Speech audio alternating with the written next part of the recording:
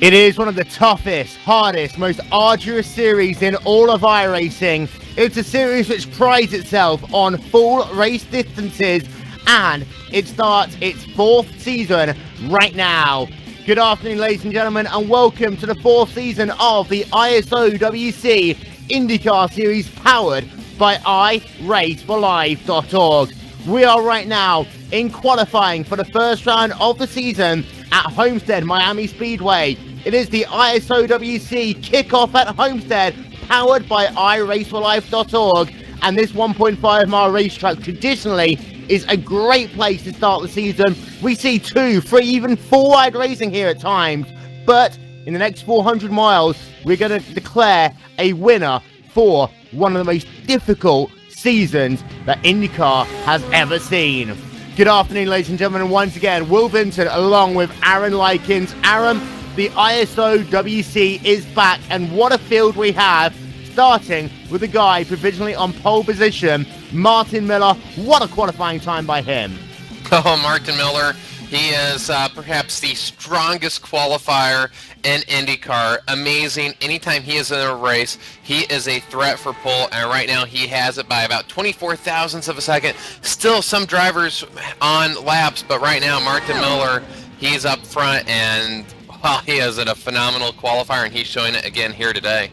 And a very interesting top 5 as well right now. You've got Martin Miller provisionally on pole position, Miguel Angel Martinez currently provisionally in the 2nd position, Randy Crosno in 3rd, Brandon Trost in the 4th position, and then Matt Cook rounds out your top 5.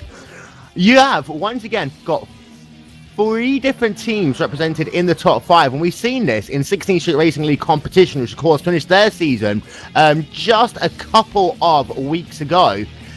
And the competition here is fierce all the way from top to bottom, and 41 guys have set themselves qualifying time so far, separated by just 6/10 of a second. Yeah, the depth of this field. Right now, you can be 2/10, just only 2/10 off a pole, and right now that would start you 26th. So the depth, the amount of teams, this is shaping up to be a great season. Well, just how close everybody is. To think 2/10 the difference between pole and 26th, amazing. Randy Crosno tried to go faster. He was not able to do so. He has extinguished all of his qualifying attempts. And we are at Homestead-Miami Speedway for the first round of the 2014 ISOWC IndyCar Series powered by iRacing.org. Now, Aaron, let's talk very quickly about the weather here. It's a very hot day, 84 degrees Fahrenheit, clear skies are on this beautiful racetrack in Florida, and there's pretty much no wind at all, but it's still catching these drivers out. Turn 1 and 2, a very different place compared to turns 3 and 4. In practice, we've seen lots of issues coming out of turn 4. Lots of cars just getting so much understeer and pushing up into the wall. And another thing we saw in practice is one person's mistake quickly becomes 10 drivers' problems. Be looking for that as we move throughout the race. I think turns 4 will be our trouble spot. Turn 2, usually we're going to see a lot more 2-3 wide racing than turn 4. Turn 4, there's just something about the straightaway that if you don't have the wheel perfectly, you're going to either lose the rear end or push out to the outside, which makes this, in my opinion, one of the best ovals to race on. And the banking is a critical factor here as well. It's parabolic banking, 18 degrees at the bottom, 20 degrees at the top. And that really does affect the way that you attack this racetrack. You cannot hold the inside line through turns 3 and 4. And generally, a bit like Michigan, a bit like Auto Club Speedway, the 2nd, maybe even the 3rd lane might be the fastest way to go around this racetrack. And especially later on in the race, I think a number of the drivers will be using their in-car tools, perhaps also making some changes on pit stop, just to get themselves a little bit more advantage working up high. Yeah, absolutely. To make a pass, you have to go where they aren't. So you may have a fast car out front in that 2nd lane, but if somebody gets around you through strategy, you may have to go to the outside or risk that bottom lane very hard to keep it to stick down there. You may have to lift out the throttle a little bit, but if you go into that 1st lane and go full throttle, you will be pushing up. So the 3rd lane, usually the way to go, and that's what, again, makes this track so exciting, because you can pass on the inside, you can pass on the outside, or even go up to the top and maybe try to take 2 at once. And then, of course, pit road here, one of the most complicated pit roads there is. Pit road is very tight. Slowing that car down, it's really a two-phase process. Getting it down to the apron to run, but then also, once you're on the apron, that final approach is really difficult. Coming out pit road is pretty much exactly the same in reverse. Yeah, when IndyCar ran here, we saw many drivers have issues getting onto pit road. That last turn and getting the car down, braking. As close as this field is, you really can't afford to lose a second or two. And of all the tracks that you can gain time in the pits, this is it. When you come into the pits or leave the pits, all of a sudden, it's like racing at Milwaukee. You're racing on a flat surface. Unfortunately, your car is set up for the banking. And expect one, two, maybe even more drivers have issues here today with that. Indeed, of course, we have got to begin this broadcast on a slightly more somber note, and many people on iRacing will know Todd and Gary Bettenhausen, drivers right now for Impact Racing. Unfortunately, Gary Bettenhausen died just a couple of days ago, and he's known as one of the greatest drivers to ever take on the Speedway. 21 Indianapolis 500 starts, consisting on every event since 1968 through to 1982. Then again, from 1986 to 1993. His best finish came in 1980, starting 32nd, making his way all the way up into 3rd. Not only did he run in IndyCar, he ran 8 races in the NASCAR Winston Cup Series, as it was back then, and he had a 50% ratio of top 10 finishes in that, and of course, Aaron, known famously for his driving in both midget and sprint cars as well. Absolutely, a 4-time USAC champion. I grew up in Indianapolis, and the name Bettenhausen was synonymous with racing. Just not IndyCar racing, but racing of all sorts. He ran in everything, whether it was USAC stock cars, Indy cars, midgets, silver crowns, a true racer, something we don't really see racers do anymore. He ran everything, and if a team owner said, well, I don't want you doing that, he ran it anyways. So just a phenomenal racer, and one that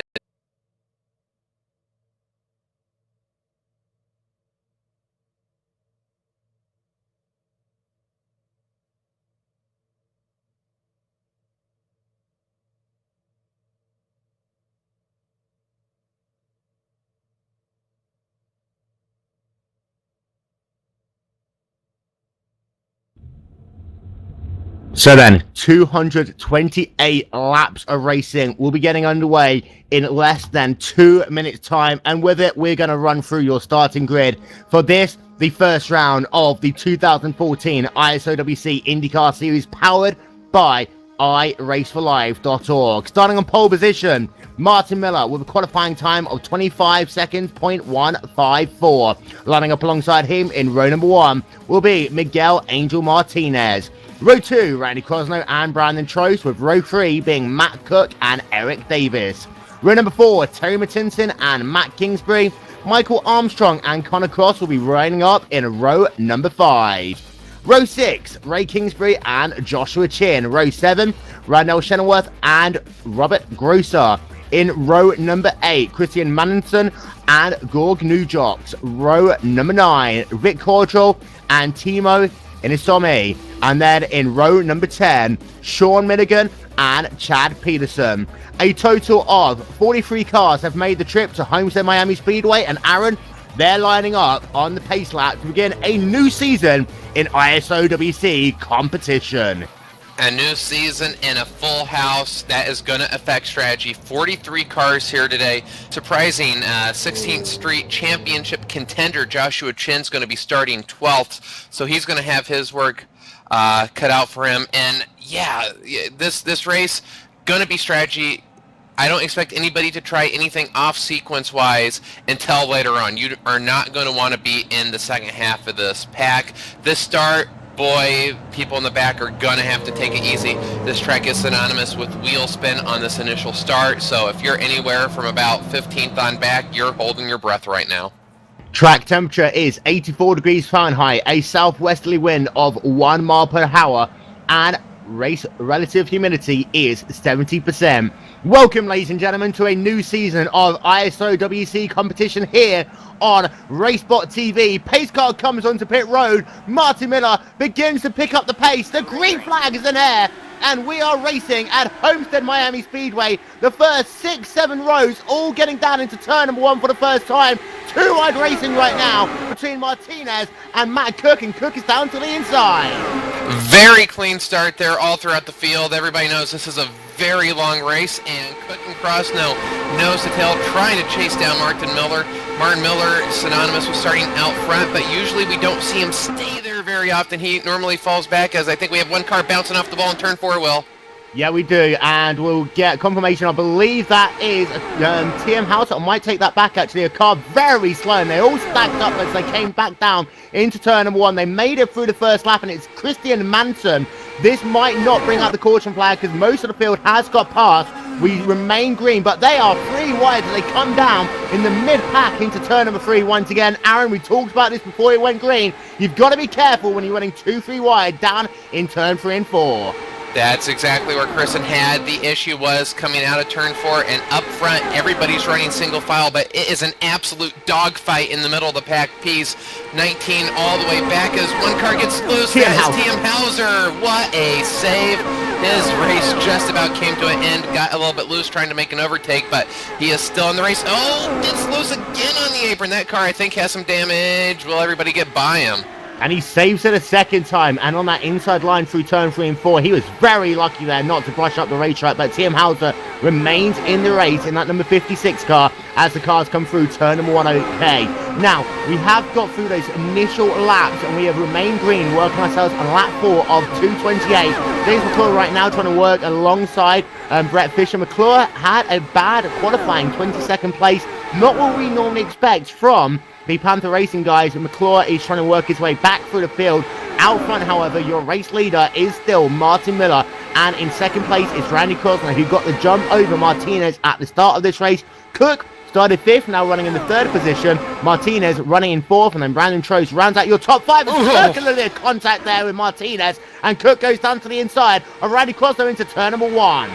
Yeah, Crosno got a little bit tight there. I think Cook had to lift a little bit. Martinez then, that was just an all bottle up of reacting for Crosno, who I think the drivers behind thought he was going to find the wall. And already turn 4 seems to be the trouble spot with drivers drifting up as lap after lap cars are flirting with the outside wall.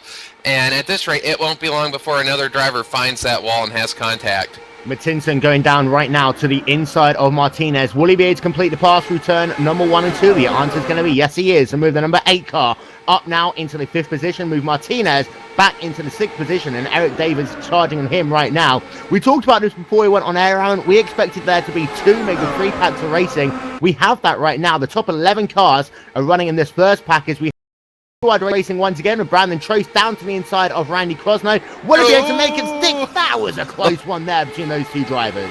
Yeah, Randy Crosno on entry said you're not going to take the line, but Crosno carried a little bit too much speed there, allowing Trost to the inside, and they're going to go inside the turns 3 and 4. Trost has to keep it down so hard, and that shows you what the outside entry can do, as Trost now might lose a position to the 8 car Matinson.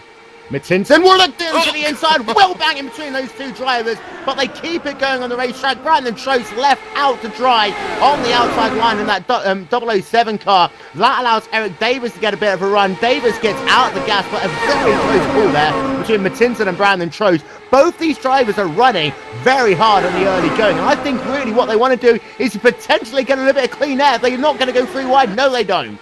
And to the inside, Matinson's going to try to pass Crosno, but, well, this looks like we are in the last 10 laps, not the start of a 400-miler. There you go, 3 wide.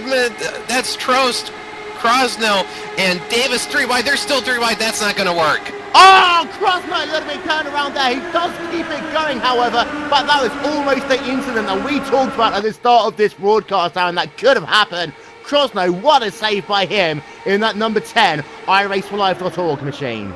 What a save, and 3 wide just not going to work. None of these drivers seem to be wanting to give an inch right now. This is just absolutely, wow. Some of these moves you wouldn't think to happen on the last lap, but I cannot believe we are still green. Oh, Trost into the wall. Krosno avoids it. Trost into the wall, and Trost's race is done in that 007 car. He's running 2 right there with Eric Davis, and a little bit of contact between those 2 drivers put Trost in the wall out of turn number 4, spinning it down to the inside, and the caution does not come out. Trost is out of the race there.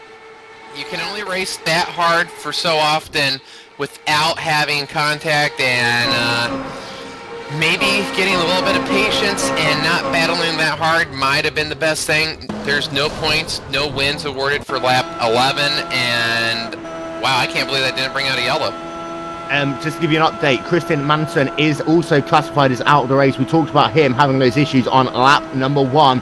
Martin Nelkirkin right now trying to go down to the inside of Randy Freeman. These guys are very close to the rear of the field, and with such a big grid, Aaron, we already have cars who's only about 5 seconds away from going down a lap in this race.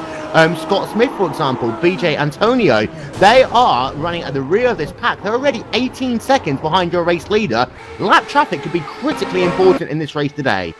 Absolutely, very critical, and what could be very complicated is if you have a 2 or 3 wide situation, there is nowhere for the lap traffic to go. The lap traffic is going to want to get out of the way. They're not going to want to hold up the leaders, but at the same time, they're running their race, and if they're 2, 3 wide, the track is only so wide. So, moving your way through traffic, understanding where the traffic is, could be a really good way to pick up some positions if a driver gets caught picking the wrong lane and having to lift off the throttle to avoid the lappers. TM Hauser right down the middle there, 3 wide down the back straight away. Hauser makes a pass over 4 cars in 1 lap, and here comes Dave Jinks trying to try and make a 3 wide as well as they come out of corner number 4. Dave Jinks and TM Hauser have got 2 very fast race cars on them. Hauser taking 4 cars there in the space of 1 lap. It does look as though that 1 car bubbled through the central turn number 2, and Hauser just pounced, and look at the lead he gained there in just 1 lap in that number 56 car. After a difficult start to his race, Hauser is on the charge.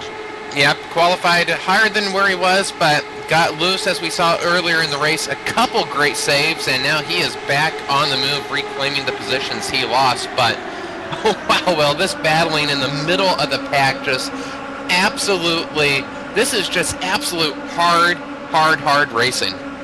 And we have been working now on lap number 17 as Brett Fisher is slow on the racetrack. Trying to get an update to see what happened to him, but he is very slow. He actually got loose there out of turn number 2. Just lit that car in that number 2 car. Just got himself onto the grass. He somehow saved it. That's the second big save as the caution's out, and it was Brett Fisher in that number 2 car. And just like TM Hauser, after he was slow through turn 3 and 4, that car just got loose and him spun it back onto the racetrack, and that is why that first caution came out. And I believe that we had no one hit him there. No one hit him, just barely. Unbelievable avoidance by about 5 drivers there. There was maybe a car width and a half between him and the outside wall, and a couple drivers just barely made it through. Randy Freeman may have tapped the wall trying to avoid, so he may have a little bit of damage from it. And actually, we do have another driver, Pierre Bourdon, in trying to avoid the accident. He too clipped the wall and then came to the inside wall, so I think Pierre Bourdon might have had the worst end of that ordeal. Yeah, we'll get confirmation on the 92 car in just a moment's time, because pit road is open with 19 laps scored complete. Now let's see whether anyone goes off strategy, as Miller is onto pit road with Cook right behind him. The top 10 cars at least are onto pit road. The guys at the rear of the field, they have got more chances to make a choice here. However, it is so many cars coming in that if you're the rear in the field, it's going to be difficult for you to gain too much of an advantage. Let's see who will win the battle off pit road out front. Cook's into his pit box, and here comes Martin Miller. 4 fresh tyres for all of these drivers. Let's see who's going to get out in front. It looks like Cook was better into his pit box. He is out on the way. Martin Miller is going to come out in the first position, but only Josh Matinson steals second place there. So 3 wide coming out of pit road. Matt Cook in the 16th Street League, the only weakness we saw on the ovals for him was with pit stops. And right there, maybe Matinson might have taken a little bit less fuel. Cook looked like he got in good, but Matinson, what a stop. Yeah, Bourdon, to give you an update on him, by the way, he did touch the outside wall as he was trying to avoid Fisher, he got himself a little bit damaged, not too much, very similar to Will Power back in 2010. Then he clipped the inside retaining wall when running on the grass, and he is indeed now out of the race. So then, to give you an update on them as they came out of pit road, as Kristen Manson brings his car back out onto the racetrack, it is Martin Miller from Terry Mattinson, Matt Cook, Martinez and Armstrong. They are your top 5 drivers. A couple of guys, by the looks of it, didn't take tires on that stop. And that's going to be an interesting strategy when you do not take tires. So the drivers that pitted now that took tires, next stop, they may not have to. So already I think these drivers are working backwards to figure out when they need tires, when they don't, because you really want to get to the end and not have to take tires. You want to make as fastest pit stop as possible at the end, but you also want to have the best tires as possible. So they are probably working backwards right now. And let's not forget, we've still got over 200 laps off this race to go. So they guys have done 21 laps working under our first quarter of the day. You're going to have to give these guys credit though, Aaron. Those first 15 laps of racing, very tight, very close, almost some catastrophes. However, everyone did make it through. Yeah, the first yellow was just a single car spin, which of all the wheel banging in 3 wide, sometimes 4 wide racing we saw, the fact that it was just a single car spin which initiated the yellow is kind of, we were saying beforehand that we weren't expecting, I don't think either of us expected us to go that far without an issue, and then to just have a single car spin. Maybe on this restart things will settle down just a little bit. And as far as that strategy goes, of course, let's not forget the first round of the 16th Street Racing League season, which was also on RaceSpotTV. Matt Lambertson decided he was going to roll the dice, and it just didn't work out for him. Even in that case, it was a long race. Now, 400 miles, you can get yourself back onto strategy if you try and make the bold call. However, we're not likely to go and see that for another 100 miles or so until someone really wants some track position. Exactly, and right now you can roll the dice, you can get up front, but man, with Lambertson, he had the fastest car for round 1 of the 16th Street League, messed up on pit strategy, and that was all it took. Never could get back. And I think for the drivers that ran that league, they know that. They know you do not want to go off sequence. You do not want to get caught, because if it cycles all the way through and you get stuck in the second half of the field, working your way up, avoiding the other cars, potentially having to avoid some accidents, it takes a lot of luck to get back up front, as I believe we are now half a lap away from going back green. Indeed we are, and Kristen Manson has put his car back out onto the racetrack. We'll keep an eye on him to see whether he's been able to get all of his damage repaired. Your 2 confirmed retirees, Brandon Trost and Pierre Bourdon, right now. Pace car working itself down into turn number 3 with Martin Miller in the first position. Single file restarts here in the ISOWC for tracks which are longer than 1 mile in length. So you'll see most of these guys hug the outside wall. Single file restart rules dictate that you cannot pass a car on the inside line until you get past the start-finish line. So, pace car comes in. Martin Miller is once again in control of the field. We're going to go back to green flag racing here from the Homestead-Miami Speedway. Green flag back in the air. A little bit of a bubble there for Miller, but he gets a good start. Mattinson with an amazing start, already alongside Miller as they come back down into turn number 1. Ray Kingsbury, not a good start, middle of the pack. About 3-4 drivers made it around him on the outside, so that's some heads-up driving by those drivers to know that you can pass on the outside. Crosno, Cross, and Chin were able to get around, which Joshua Chin running 10th. I expect to see him by the end of this race running a little bit closer to the front. Of course, Joshua Chin had a great season in 16th Street competition until it all went wrong for him. Got some unfinished business perhaps coming into the ISOWC IndyCar Series. Of course, you've got Matt Cook, who is your 16th Street Racing League champion right now, running in the 3rd position. But Mattinson is looking very feisty in that number 8 car. He did have a look down to the inside of Miller there, down into turn number 1. I think Mattinson wants to get some clean air on that number 8 Banshee Autosport car. Yeah, he's definitely wanting, it looks like he wants to go. Well, we saw Matt Cook. I think Matt Cook's right now going to be content running 3rd. Cook is a very intellectual driver. He is not going to push the issue until the end of the race, and we saw this all last season. If you're not leading, you're saving fuel, and Matt Cook really likes playing that strategy game. Now, a fuel mile here, you're looking at about 54 to 56 laps on one tank of fuel. You can save quite a lot of fuel here, especially in turn number 3 and 4 on this racetrack. So guys who are running in the draft right now, they can't get past the car ahead of them. They might just go into a phase of their race where they'll just try and save themselves that 1, maybe even 2 laps of fuel. Out front, however, we have got ourselves a 3-car breakaway. Martinez right now is about 6 tenths of a second behind Matt Cook, although he's got Michael Armstrong all over his rear right now in that battle for the 4th position. Matt Kingsbury a further 1 car length back, and having a look at the gap, it is static between Cook and Martinez at about 6 tenths of a second right now, and Cook just pulled out 1/100th that last time by. I think these top 3 cars are trying to check out. Absolutely, and if we do get a long green flag run, and we do have green flag pit stops, you want as big of a cushion from the cars behind you. Of all the tracks, I mentioned this pre-race, you can actually gain seconds here, or lose seconds. Typically, you just have to turn the car left and jam the brakes and hope for the best. Here, you almost have to sprint car around the apron. Car really wants to get loose. You can lose a lot of time there. So you do want to build up a time, so if you do have a bad stop, you have some time in the bank that you can lose. We've got another retiree from the race, and that is a BJ Antonio making his first start in ISOWC competition. Just trying to get an idea of what happened to him, and he's just got tagged there through turn number 2, and he is out of the race.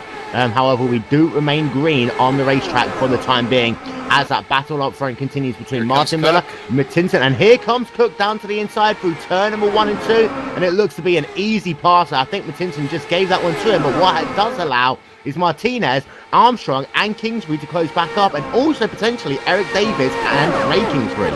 Well, I've been noticing cars, I've noticed this with Mattinson and Armstrong. Their cars don't look like they like being in the dirty air. They hit that almost wall of air at the center point of 3 and 4, and they just start that push towards the outside wall. It necessitates a lift, and they lose a lot of time. Matt Cook's car, on the other hand, really looks like it doesn't have that same struggle.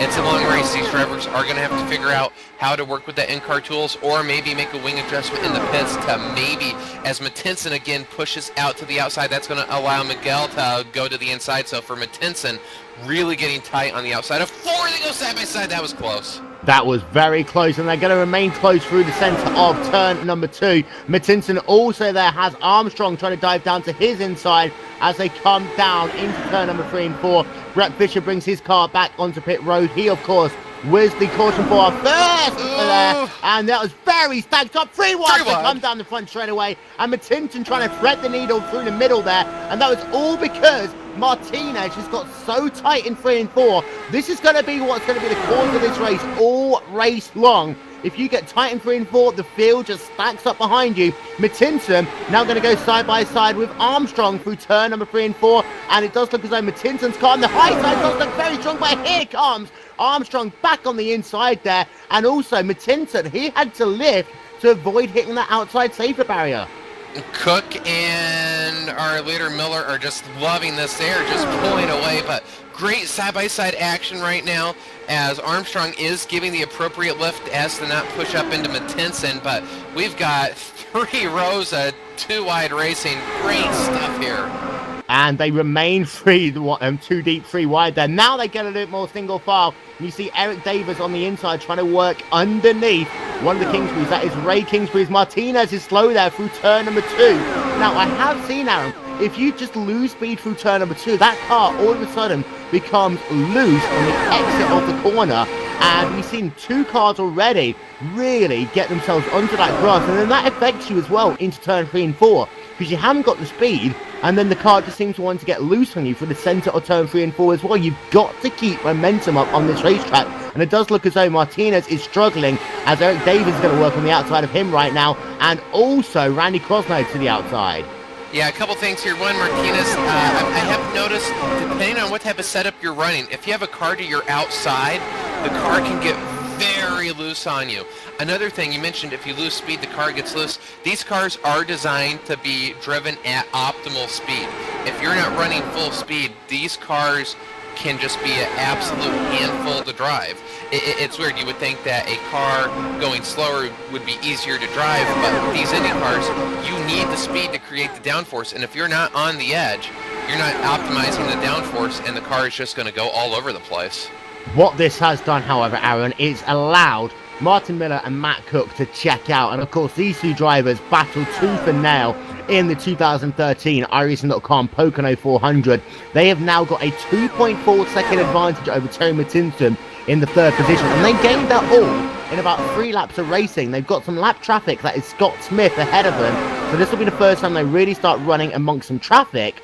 But Miller and Cook, they're just driving away right now, and they were really happy that those guys decided to go 2 wide 3 deep.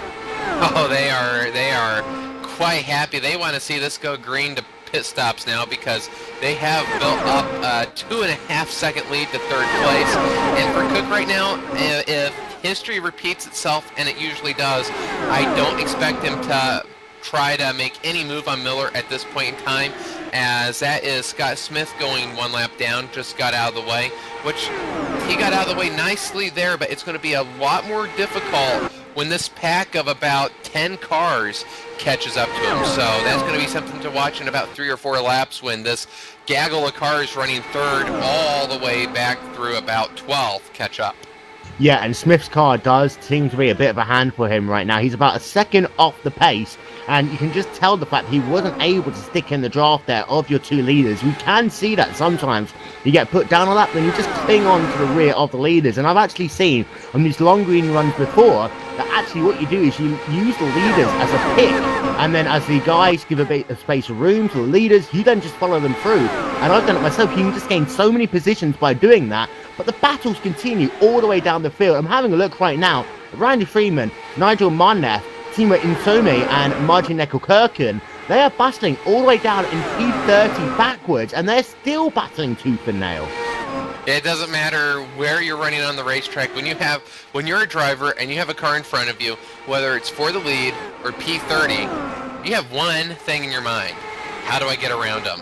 Every battle is sort of like a puzzle that needs to be solved, and it's great to see this type of spirited drive all the way in the back of the field. It doesn't matter where you're running. When I was racing go-karts, it was the same thing. The battle for 5th or the battle for 1st, it doesn't matter. The car in front of you is a puzzle that needs to be solved, and great battles all throughout the field. Yeah, Eric Davis just tried the slide job there on Ray Kingsbury. He didn't manage to make it work, and he falls back behind.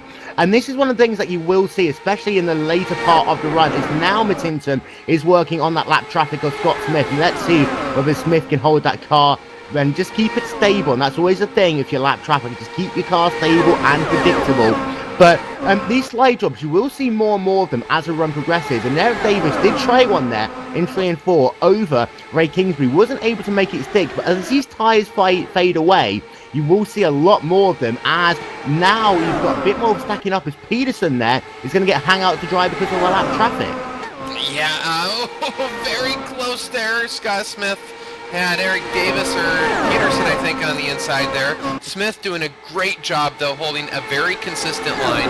In this situation, it is the overtaking driver's responsibility to make pass safely, and Smith was predictable there, but as we progress, I do think we're going to see that. When you make a pass and it fails, you're the one that's then going to be passed.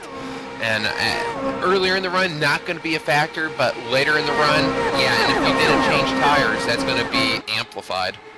Lap number 46 of 228 in the books here from Homestead-Miami Speedway to run through your top 10. Martin Miller leads from Matt Cook. They have a 3-second advantage right now over Terry Mattinson, who runs in 3rd. Michael Armstrong in 4th, Matt Kingsbury in 5th, Ray Kingsbury in the 6th position, Eric Davis in 7th, Chad Peterson going on the inside of Eric Davis. He runs in 8th right now, Randy Cosner in 9th, and then Miguel Angel Martinez rounds out your top 10. We still have a total of 38 cars running in this race. The retirees are TM Hauser, BJ Antonio, Christian Manson, Pierre Bourdon, and Brandon Troses. Here comes Cosno to the outside of Peterson.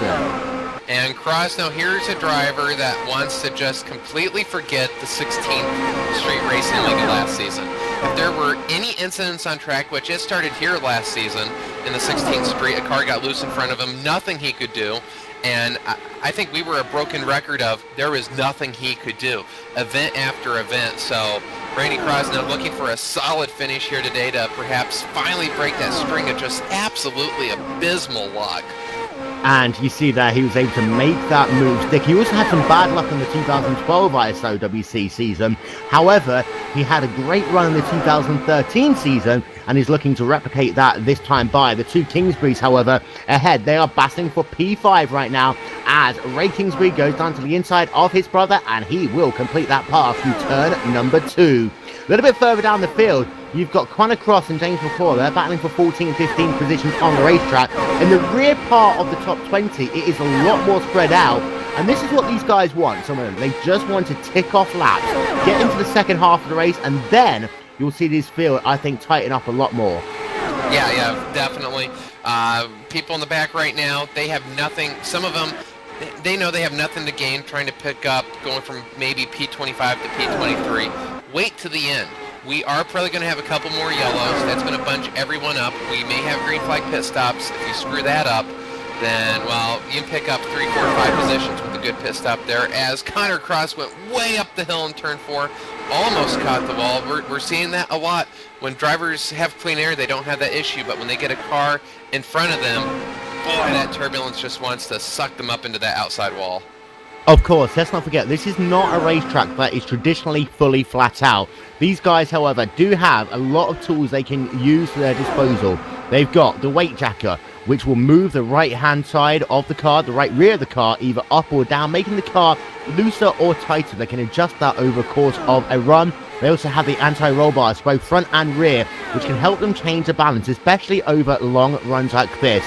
The guys also on pit stops can change, of course, tire pressures, wing changes, and I think some of these guys will do some changes on this next round of pit stops. 2 long green flag runs to start this race. These guys now know what they've got underneath them. Some of these drivers might try and loosen their car up a little bit to try and work better in traffic. Yeah, the thing with loosening up, though, is if you do second caution. As we have a yellow, let's see, what do we got? Our second caution of the day. Oh, no, and a secondary incident. Chad Peterson hit a stopped car in the back straightaway, so that's going to end Peterson's day. So a secondary incident there. And it was Andrew Tant, actually, who took out the 2 race leaders. Andrew Tant, who got high through turn number 2, came down the racetrack, took out both Martin Miller and Matt Cook. And a crazy moment there. Andrew Tant in the Toffee Crisp car, making his second appearance in ISOWC competition after running in the ISOWC Indianapolis 500 last year. That was one of the worst things you can ever do as a lap guy, and not really anything he could do differently. That car, it just seemed to be, he moved out the way, came up the hill a little bit, then as he turned the car, he just snapped underneath him. I've seen that happen so many times before, and that does look to just be one of those rookie errors, and people forget the parabolic banking here.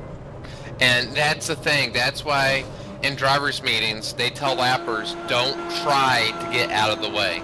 That's what happened there. He tried to get out of the way. He ran a line that he hadn't ran before, got up, got close to the wall, had to put a little bit more wheel into it. The banking changes, so the car all of a sudden bites, it turns, and just like that, we've lost 2 of our race leaders and Chad Peterson in the process. So we've got 3 good drivers out of the race. Matt Cook, Martin Miller, and Chad Peterson. 1 driver from Aero X Racing, 1 driver from Banshee Autosport, and 1 driver from Broken Arrow. Our second caution of the day. Pit stops have taken place, and it does look as though that we've got a very split field all of a sudden. We will get confirmation of who is where in just a moment's time. But again, it's that parabolic banking that is such a big thing for these drivers that, you know, once you're in a lane, you've got to kind of just stick in that lane, Aaron, because if you do try and move from the bottom side to the top side, the car just gets so unbalanced. And let's not forget, these guys are normally set up to run at about 19 degrees of banking, which is the center part of the racetrack. The car will just get unsettled if you move it around too much. Yeah, it's sort of like Auto Club Speedway with the seams. They're visible. Here, you sort of have that same thing, but they're not as visible. When you're in the car, they sort of are, but if you change lanes or get in between two lanes, the car gets very unsettled, and if you just all of a sudden shoot from the bottom to the top and you crank the wheel, as we saw what just happened, there's really no time of catching it. By the time you realize you're going to be spinning, it is far too late. And let's not forget Matt Cook, your 16th Street Racing League champion, Martin Miller, wanting to have a good run in ISOWC competition. Both of their races are done. Now, a number of drivers are going to get the wave around, it looks this time by. John Porzak and Timo Inisomi, they are definitely going to get the wave around. However, it does look as though right now that Michael Armstrong is classified as your race leader. However, Ellis Stevens might also get the wave around, and it's Vic Cordell who will be classified as officially your race leader. For Michael Armstrong, Terry Mattinson, Matt Kingsbury, Sean Milligan, Randy Crosno, Eric Davis, Josh Chin, Ray Kingsbury, and Miguel Angel Martinez. They are your top 10. Bad luck there. And it's one of those things that you can't fully attribute blame for Tant for that one at all. It really is one of those rookie mistakes. And before we came on air, we talked about rookie. We talked about Danica Patrick, who had a very similar moment in her first race in what was then the Indy Racing League back in 2005. Yeah, it doesn't take that much to have issues like that. And, oh man, but you really got to feel bad for Miller and Cook. They had this race in hand. I know it was still very, very early, but the two cars, obviously the best cars we had here today, and yeah, you really can't just call out Andrew Tant on that. He was trying to do what he thought was the best thing by letting those drivers by.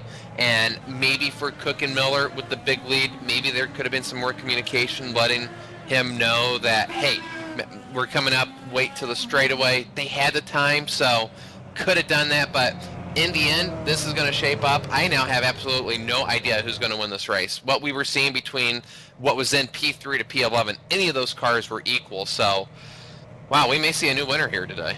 We'll bring in Dave Judson very quickly into this conversation. And Dave, when you're running at Homestead-Miami Speedway, the one thing you've always got to remember is the banking. It is so difficult, and you've raced many times here in fixed series competition. You want to move around the racetrack because that is where potentially the most grip's available. You can make your pass. You've got to bear it in mind, however, that you do that, the car can snap on you. Yeah, well, that's absolutely right. And unfortunately for Andrew there, he might have been guilty of trying a little too hard even to stay out of the way and getting up as high as he could. And sometimes you hit that bump, if your car's not quite set up right, it could really juke your car out of shape, and that seems to be what happened. He got up there too high and unfortunately took out the two best cars, but wide open field right now.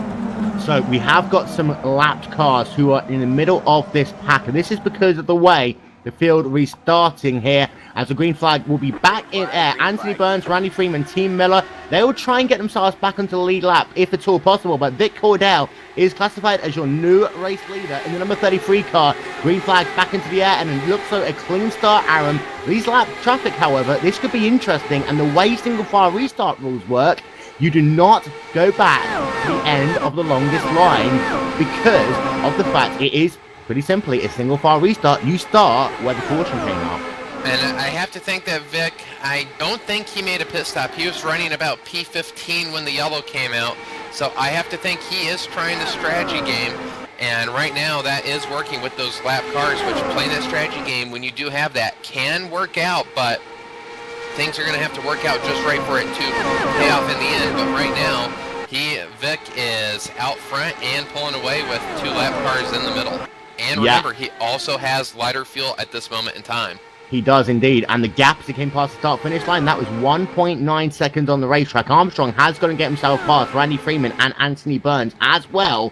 And Anthony Burns and also Randy and Freeman, they will want to try and fight for these positions because they know that Armstrong's in a slightly different strategy, and he knows that if they can stay between these two drivers, then potentially they could get themselves a lap back. We got to back out. Terry Mattinson. And it does look like now the caution comes back out. Our third caution of the day. Terry Mattinson there on the outside of turn number 4, getting himself into the wall. And was there any contact? Yes, there was. There was contact there with the number 21 car of Matt Kingsbury, just slamming Mattinson into the wall. Mattinson's race is done. Oh, wow. I think for Mattinson there, could have maybe given a little bit more room. He did have a car on the inside, and at the same time, though, it looks like Kingsbury, he was on the bottom lane, and that car looked like it just shot up a lane. So, looks like that's one of those incidents where I think both drivers could have maybe given just a little bit more, but for Mattinson, race over. There's a secondary incident there with Ray Kingsbury. He got slammed into when it appeared nobody hit the brakes, and then Michael Dinkel got caught up in a third accident, slamming into Kingsbury way after the caution had come out. Oh, absolutely. So, wow, things are just going haywire. Wow, haywire in a hurry. And of course, the caution didn't come out at the point that Ray Kingsbury and Martinez made that contact. So Martinez will come back and say, well, actually, there's no need for me to get out of the brakes. I was on the racetrack. We'd gone past the incident. I was just trying to race for position. The two came together. The third caution of the day is out. And this is not what Vic Cordell wanted, because it's been too short of a run for him to really make any use of strategy. He is onto pit road. This is going to take him way down the field, Aaron. Yeah, and you're right, Dave. That secondary incident, the yellow was not out yet. I think Kingsbury was slow, figuring the yellow had come out, but the track was still green at that point in time. And for Vic's strategy, yeah, he needed it to go green a little bit longer to pay dividends. And also, I think Vic Cordell there just actually went past a red light, and we did see this in one of the 16th Street races, that if you go past a closed pit, you got to go to the rear end of the field. I do think Vic Cordell might have been caught out there. He'll have to go to the end of the longest line. We'll get confirmation of that in a moment's time. But Michael Armstrong is now classified as your race leader in the number 14 car. He will be classified as our fourth different leader today. Armstrong having a great race in that 14 car. Did he actually pit under that previous caution though, Aaron? I think he did, because we had Vic up front and a couple lap cars in the middle. So that would tell me that, yeah, I think Vic was the only driver that didn't pit that last time. As I'm going back, yes, Michael Armstrong was in the pits on lap 56. And we will bring in Matt Cook into the booth very quickly. Now, Matt, you're having a great run there with Martin Miller. Got yourself a huge 3-second lead over the field. Then your fate came down to a lap car. It just looked as though he got loose in front of you and took out both you and your teammate. Yeah, well, I mean, like, Martin and I were just kind of working together. There was no point of fighting. And unfortunately, we weren't able to pull any of our other teammates that were nearby. But we were really just starting to check out, just running good laps. And, it was real unfortunate there when we saw the two cars together and made the attempt to pass on the first one, which went fine, but the second one just spun out as he came off the top of the exit where the banking lets away there. And how did... Go on. It's kind of unfortunate because, I mean, like, I could tell that he's kind of running a fixed set basically there, where the car is extremely touchy to any kind of control. So, I mean, it's not unlikely that that thing would spin on the top group there. Now, after winning in the 16th Street Racing League, came into the series on a high. How do you bounce back from here? Because, of course, it is an 18-race season, but you've got a lot of work to do as you go to 4 road courses in a row now.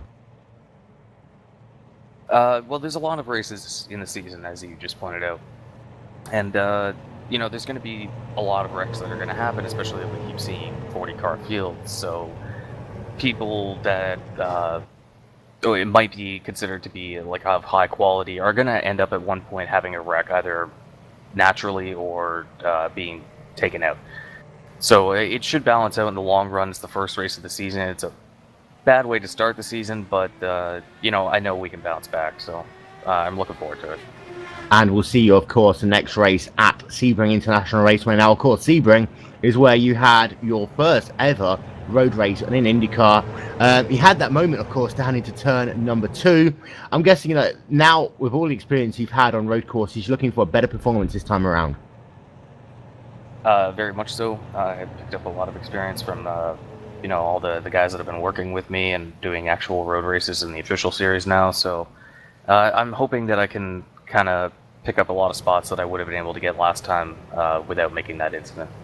Well, thank you very much, Matt Cook, for talking to us. Unfortunately, out of the race early here at Homestead-Miami Speedway. Don't forget, this race is brought to you by iRaceForLife.org with a partnership with the ISOWC IndyCar Series and iRaceForLife.org. $5 going to the winner's charity of choice for every single race in the series. Also brought to you in part by The Winning Day Show, Fridays, 4 p.m. Eastern, live and exclusive on Glacier TV. Michael Armstrong is classified as your race leader. Randy Cosnay second, Matt Kingsbury third, Eric Davis fourth, and Josh Chin rounds out your top 5. Green flag back in the air here at Homestead-Miami Speedway with 60 laps scored complete. Sorry, 66 laps scored complete. Clean restart by your top 5 drivers, Aaron. Clean start, and at the rate we're going, I have absolutely no idea who's going to win this race. Armstrong has looked strong. Krosno looking back to rebound from a miserable season. Matt Kingsbury third, Eric Davis fourth, and Joshua Chin, as I said he's running fifth. So this is going to be shaping up. Well, what we see now isn't what we're going to see at the end of so far if the first 66 laps have anything to say with it. Tim Miller is basically being left out to dry right now. He was trying to get himself back under the lead lap, however, wasn't able to do so. He just had a huge gaggle of cars go by, and that is one of the things of these single file restarts, is that you want to remain either the first car on the lead lap, or want to actually get yourself back into the lead lap where possible. It just didn't work out there for Tim Miller, Dave. Yeah, unfortunately for Tim, he's lost kind of his shot right now to gain the lead lap back the old-fashioned way by unlapping himself, but a lot of laps left, and if he's able to stay on strategy with the leaders, he may be able to maintain some track position. And you never know, if something happens like earlier, he could get his lap back just like that in the snap of a finger. A couple of people have started to move their way up through the field. James McClure, Connor Cross now running inside the top 10. Joshua Chin now running in the 5th position, Aaron. And it does look as though that Chin, he's made some changes to his race car because he's handling it a lot better than it was in the early going of this race. And Chin is another driver that will just sort of stay back there and just lurk to the final, maybe last 15, 20 laps. So don't expect Chin to try to push up through the field too greatly. He really likes to just stay back there, save some fuel, and we won't really know what his car has until the final 15, 20 laps. Indeed, and we'll see what what Chin can do. Of course, two of his biggest competitions, for those of you who are just joining us, Martin Miller and Matt Cook, out as a lap car spun in front of them, coming out of turn number 2 on the racetrack. So two big hitters out of this race early on. However, we've got a lot of racing still going on in this mid-pack right now. You've got yourself Cam Stark moving himself up through the field. Robert Grosser is going side by side right now with Stark in that battle for the 10th position. Yep, that is the battle for 10th, side by side through turn 3. Can he keep it to the bottom? Yes, he can, but that will allow Grosser on the outside to get the run, and that's a good example right there of just the run you can get on the outside. A little bit more banking, more momentum, and if you can hold it up there, when you get out of the corner, the position will be yours. Dave, to just go back to that Cook and Miller incident, of course, you are the 2013 ISOWC champion. You had your ups and downs in that season. How do you need to keep that momentum going, however, especially as we go from an oval to 4 road courses in a row? Well, it's such a long season, compared to like the official series where you really only have to put in 8 weeks. This is an 18-week season. It's a premier series with some of the best IndyCar drivers in sim racing racing you. But just like 16th Street League, there was a lot of incidents that caught people up kind of randomly, like Tim Holgate. He was a championship contender and he got knocked out a couple times. So there's opportunities to gain that back. It's the very first race of the season. Yeah, these Miller and Cook are going to only score a couple of points for this first race. But Cook showed in 16th Street League, he quickly adapted to the road courses, and he's a top 5 threat every week with the road course, and if breaks go his way, he could pick a win up here and there. So I wouldn't be too concerned for either of them right now. You just got to focus on just hitting your marks. If stuff happens that's out of your control, at the time you're probably going to be pissed off about it, but there's nothing you can do. If you drive your best, that's all you can really do, and in a long season like that, there's going to be bumps in the road. I'd rather have them early and make them up in the next couple of weeks than, have a close battle than have something happen to you later when you don't have time to make it up. Out front, Michael Armstrong is leading the way right now. He's actually pulling away from Randy Crosno right now by about a tenth of a second that last lap. And I have to say, I'm incredibly impressed by the performance of Michael Armstrong. That last time by, he did a 25.494. Randy Crosno, a 25.535. And Crosno is still very tight there through turn number 3 and 4. But Armstrong just driving a superb race right now. As that time by, Crosno lost 2 tenths of a second, and now he's got Davis and Kingsbury and Chin right up behind him. Yeah, expect at this point in time, Davis and company are going to see Crosno, and typically you're going to be okay cruising behind, but when second place is losing this much ground to the leader, and all the time Crosno is losing is from the center of 3 off. Everywhere else he looks to be on pace, but that car very ill handling right now from that center 3 off to 4, and if Davis can't get alongside, I expect him to make a move as soon as he can. Eric Davis, go. I was going to say, am I correct in saying that Michael Armstrong did not pit last time around? Is he on lighter fuel? We believe he is on lighter fuel. However, he has still got some strong pace. He did pit 2 cautions ago, though. We do believe, Aaron. Yeah, he did pit 2, and how many cars did we have pit? That was a very short run. I don't know how many people actually did take advantage. We were only green for about 4 laps.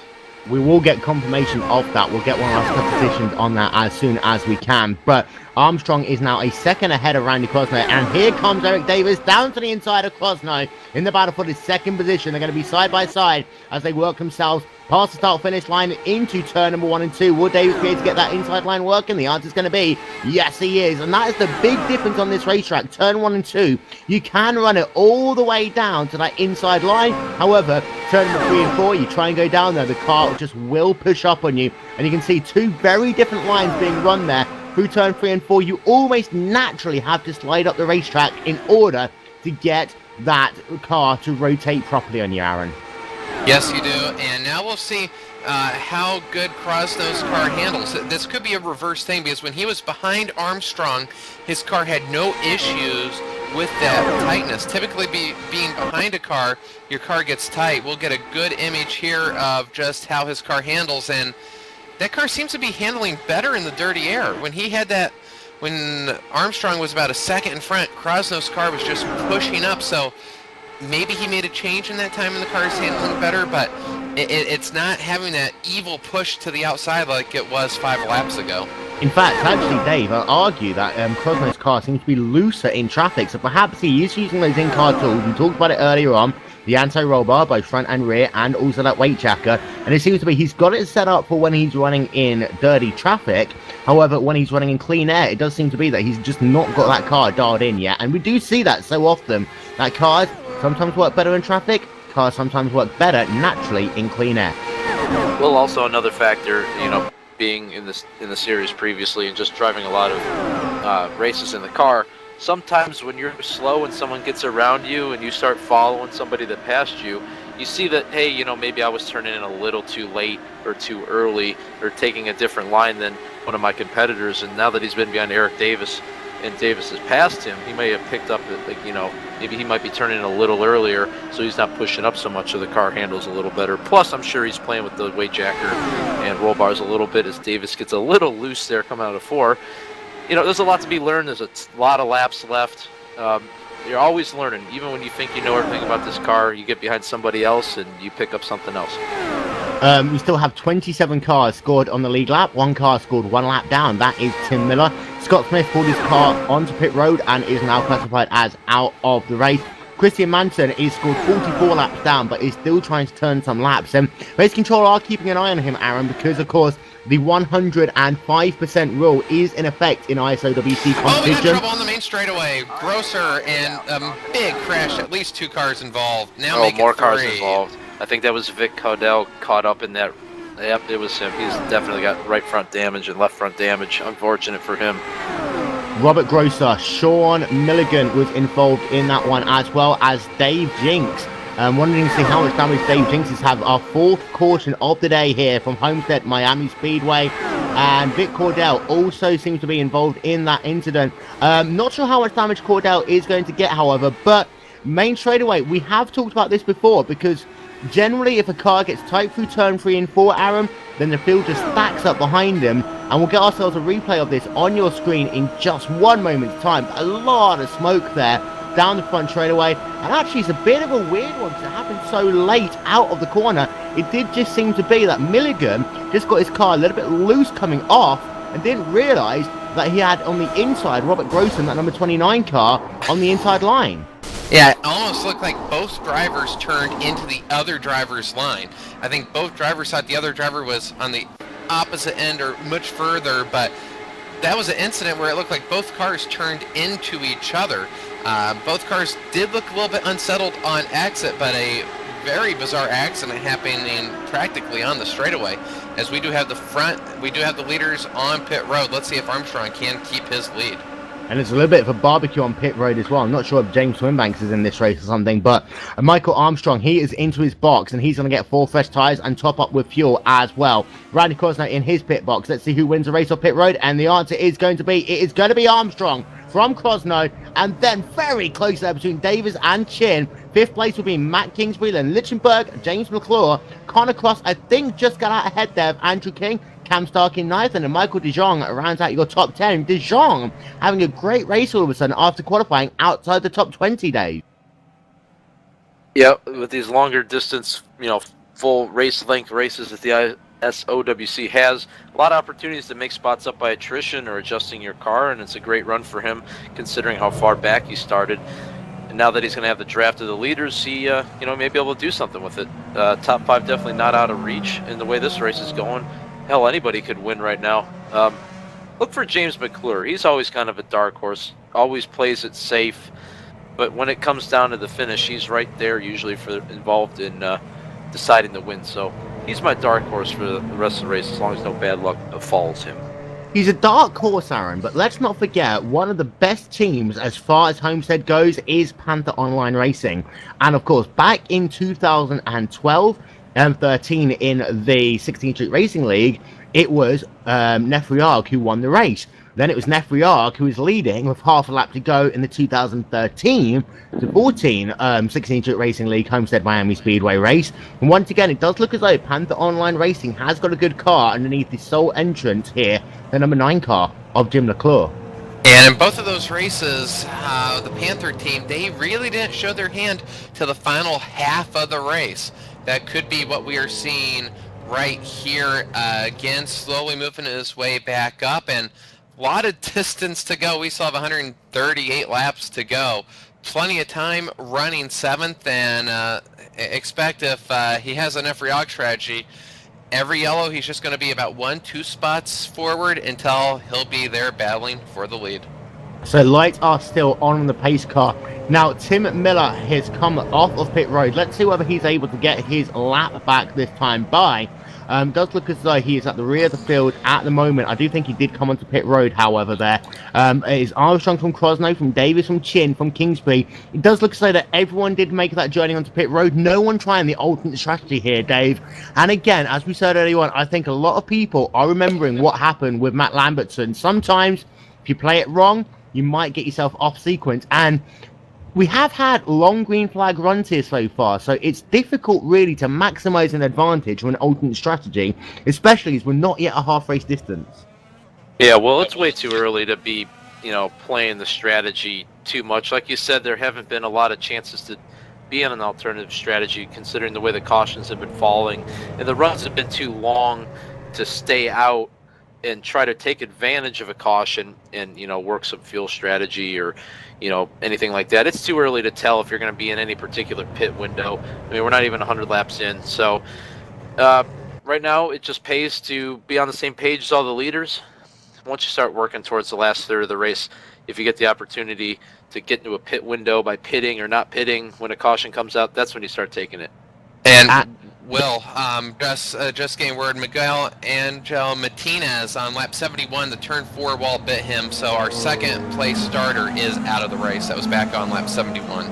Yes, and Tim Miller is also back onto the lead lap. We now have a total of 26 cars scored on the lead lap. Your retirees: Trost, Bourdon, Antonio Hulsard, Manson, Fisher, Tant, Peterson, Miller, Cook, Mattinson, Dincourt, Kingsbury, Martinez, Smith, Milligan, and Grosser. pace car working itself through turn number 4. Lights are off. We're going to go back to green flag racing. Michael Armstrong still scored as your race leader. Green flag back in the air here at the Homestead-Miami Speedway. And again, a very nice calm start by these drivers. But here comes Porzik to the inside of Jinx. And Porzik is going to hold that inside line. He gets the pass down over Jinx. Jinx's car does seem to be really hassling it now. And he was hanging out to dry. And here comes Porzik also now down to the inside of the number 5 machine as they come through turn 3 and 4. And that was a Michael De Jong. Porzik is on fire right now. Wow, on fire. Started, let's see, he didn't actually have a qualifying time, so he started P42. So I'm sure right now he is the hard charger of the race, now in 11th. So great run so far, and at the rate he's going, I don't think he's done moving up through this field. Yep, and Michael De Jong is falling back a little bit. He was able to get himself back into the top 10 through a little bit of strategy here. He did qualify in the 21st position. Right now, he has got Vic Cordell, who does look as though he's not got too much damage, who's passed him to move himself back up into the 13th position on the racetrack. Out front, it's still Armstrong leading from Krosno, and then Davis and Chin and Kingsbury round out your top 5. We've got ourselves about a 5-car breakaway. Lichtenberg is struggling to hold on to the rear of that pack, as is James McClure. Now, for these drivers, it doesn't necessarily matter if you're in the lead pack or not. Yes, you will get a couple of attempts advantage through the draft. However, your car is generally going to handle a little bit better, especially in a long run, Dave. It might be advantageous to be in McClure's position, just having some clean air to run in for the time being. And McClure has the opportunity to kind of feel what his car would be like if he's leading, since he's not have a lot of traffic in front of him. He still has a chance to save a little bit if he's able to catch a draft of Lichtenberg, or if Lichtenberg falls off the leaders and comes back to him. So he's in a pretty good spot. He's not out of touch with the leaders, but he's not on top of them in case something happens with a lap car, or, you know, between them battling. You never know what's going to happen. McClure always, you know, great job with race strategy and letting things play out around him without, you know, making too much of an effect on it. So it looks like there's a crash out of 4 potentially. Yep, we'll get an update on that one in just one moment's time and see whether the caution lights come on the racetrack. It was De Jong. And it was Michael De Jong there. And let's not forget, he was the car who we were talking about. He was falling back. And the 5th caution of the day here from Homestead. And a single car incident once again. I do have to say, though, that Jinx might have had a little hand in that. Yeah, we'll get a confirmation, we'll get the replay up on your screen in just one moment's time. Working themselves through turn number 3 and 4. Dave Jinx, yes, just a tiny bit of contact as Jinx did come up the racetrack just a little bit. It has been a big story of the day, with cars getting tight through turn number 3 and 4. Just the tiniest bit of contact, and then De Jong into the wall, and then he is now classified as out of the race.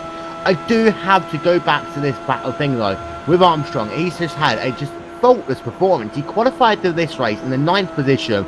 He's worked his way through the field, leading this race. He's led the most laps of the race so far, whereas we're going to get 100 laps scored complete before we go back to green flag racing. Really great performance by Armstrong. Oh, unbelievable. And not only that, he has been able to pull away from the cars behind him. We normally don't see that at Homestead, so a very strong car.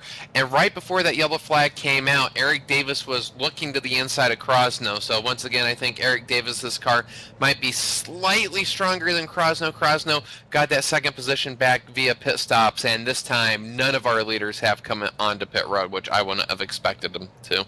Yeah, guys towards the rear of the field, this might be an opportunity to top up, as Ellis Stevens is onto pit road along with Anthony Burns, Gordon Newjocks, and a couple of other drivers by the look of it. And it's like the thing, if you're at the rear of the field, you've just run 5 or 6 laps, those 5 or 6 laps towards the end of the race could be a critical factor, Aaron.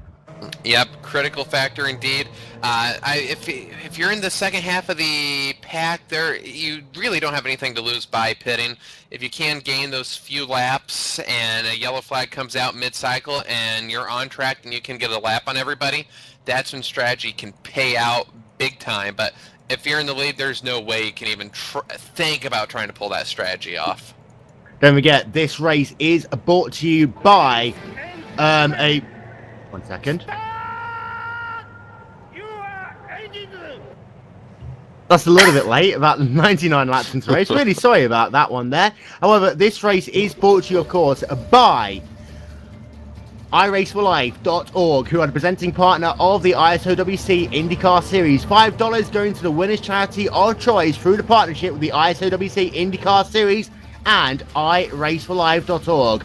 Also brought to you in part by And Wanted Designs, graphics partner for the ISOWC IndyCar Series, and of course by the Will and Dave Show. Fridays 4 p.m. Eastern, live and exclusive on Glacier TV, as we're now on to lap 100 of 228 around the Homestead-Miami Speedway. And Dave, very quickly, of course, you are the 2013 ISOWC IndyCar Series champion, and you will know that these races generally, you always have those medium-long runs. As soon as you get to like mid-race portion, you are going to see some green flag pit stops.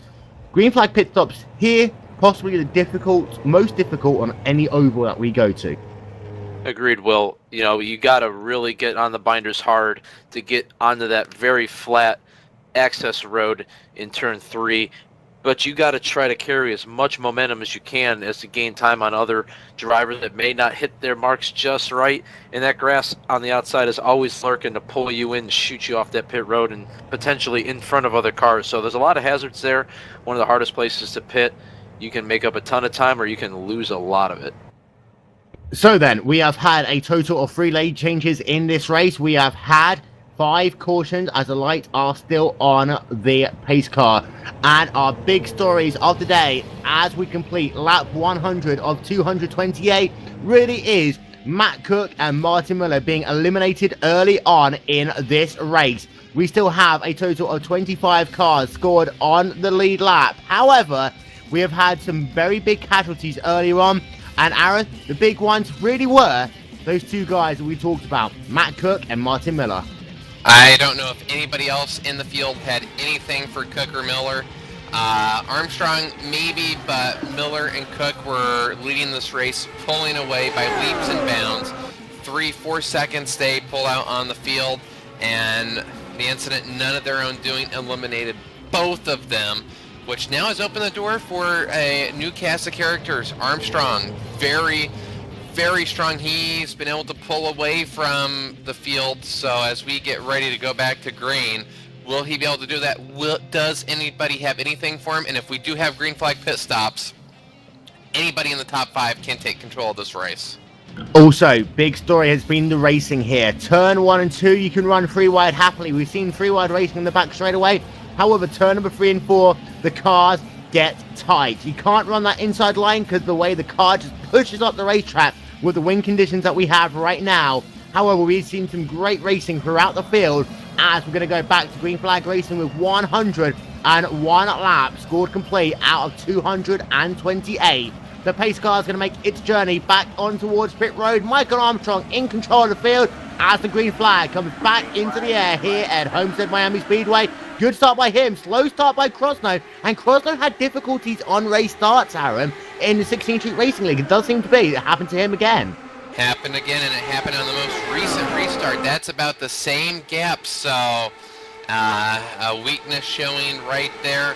Maybe playing it a little bit safe, worried about wheel spin, maybe worried about not hitting the rear of the car in front, but as it is, that does allow Armstrong to build up about a 3/10 of a second lead, which right now for Armstrong, Crosno has to keep that gap as small as possible because you don't want to lose touch. You don't want to let him break that draft, because if so, expect Armstrong to start pulling away with a 1-2, maybe even a 3-second lead over the run. John Pauser got another good start. He was trying to work on the inside of Andrew King through turn number 3 and 4. However, got into that tight phase, had to get out the gas, and then was under pressure for the next lap from Cam Stark. And also, Pauser in the OT7 car has lost the draft a little bit now, so he's going to have to pedal it around the racetrack to see whether he can get himself back into contention. Pauser running at the rear of the top 10. Let's have a look through the cars who have scored outside the top 10 right now, because Gary Borgenhagen, Cam Stark, both having some very good races. Borgenhagen in at number 35, Broken Arrow car, qualified in the 25th position, running 11th. Cam Stark qualified 26th, now running in the 12th position, Aaron.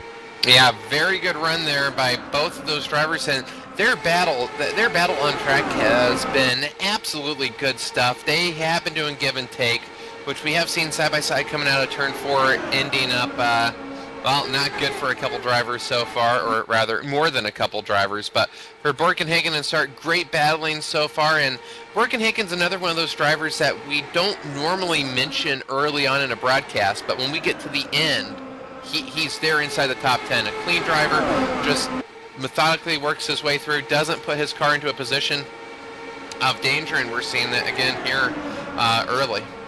Running in P13 is Vic Cordell. Now, Cordell was involved in that incident a little bit early on. He did get a new front wing and is back out onto the racetrack, but he's running outside of the top 10. I'm still struggling to see how much damage has been done to his race car. We haven't really been able to get too much of a picture. It does seem to be working well through turn number 1 and 2. However, perhaps just a little bit too tight in turn 3 and 4. Some more adjustments might need to be made to Vic Cordell and that number 33 LX racing car.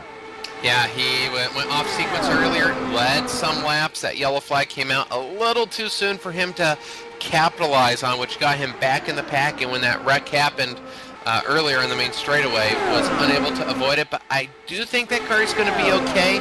This was about where he was running in the field before he went off sequence. So I think that car is going to be okay. Expect to see him as this race progresses to move up through the field. We saw that last season in the second half. He was one of those drivers, another second half of a race type of driver.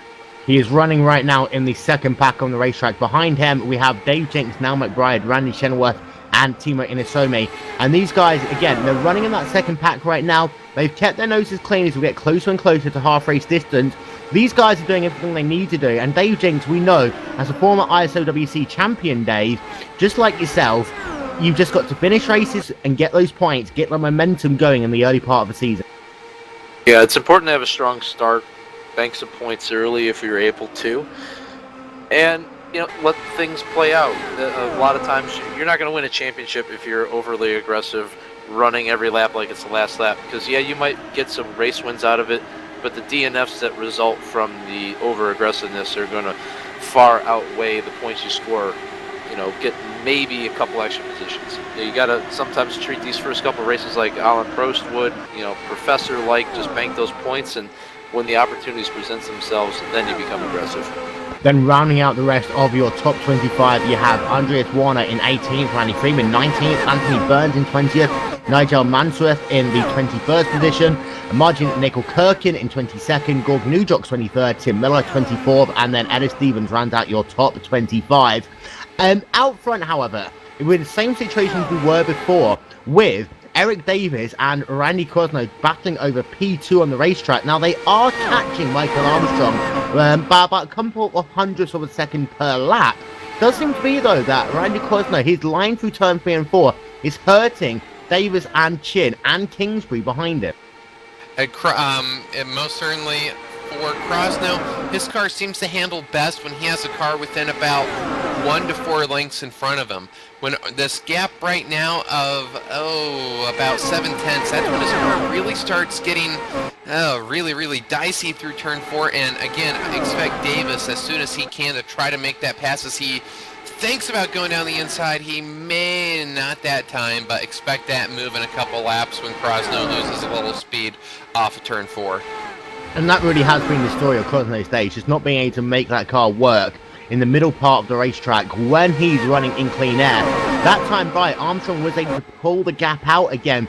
The issue that there is, though, for Davis is that if he tries to make a pass on Krosno, that will cost him 0.2 of a second, and then he'll be out of the draft range. If he stays behind Krosno, he might lose the draft anyway. So for Davis, he's kind of a little bit of a rock in between a hard place right now, in that he's in a lose-lose situation. If he gets too aggressive and tries to make that pass, he'll lose the draft. If he doesn't get aggressive and make the pass, he'll also lose the draft.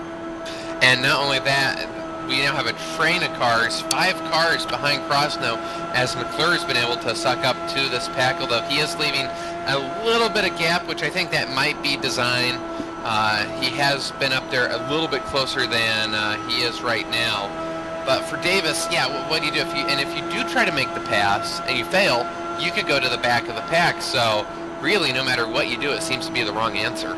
Freight training can happen quite often at Homestead, Dave, and you get pinned on the outside line in turn 3 and 4, you lose momentum, cars can just sweep down the inside of you into turn number 1 and 2. So you have got to be careful, you have got to pick your moves. It's not like, a 3-4 wide battle at Michigan where it's very easy to gain the positions back. You've already got to pick them off one at a time, and it all now at the front of the field comes down to making your passes work, and that means setting up your opponents, finding their weak spots, like Davis has been doing behind Crosno, and then trying to find a way of exploiting that weak spot on a lap that you have the advantage. Yeah, as wide as many grooves that are available here at Homestead, it's such a very line sensitive, got to pinpoint your car exactly where you want it to make it run right. And if your car's not happy up at the top, guys get underneath you and push you up a little bit. It's very easy to lose spots. And now Krosno seems to be making up a few tenths here, well, hundredths. His car doesn't seem very happy with full fuel, but as the fuel starts to burn off it, you can see he's starting to reel Armstrong in.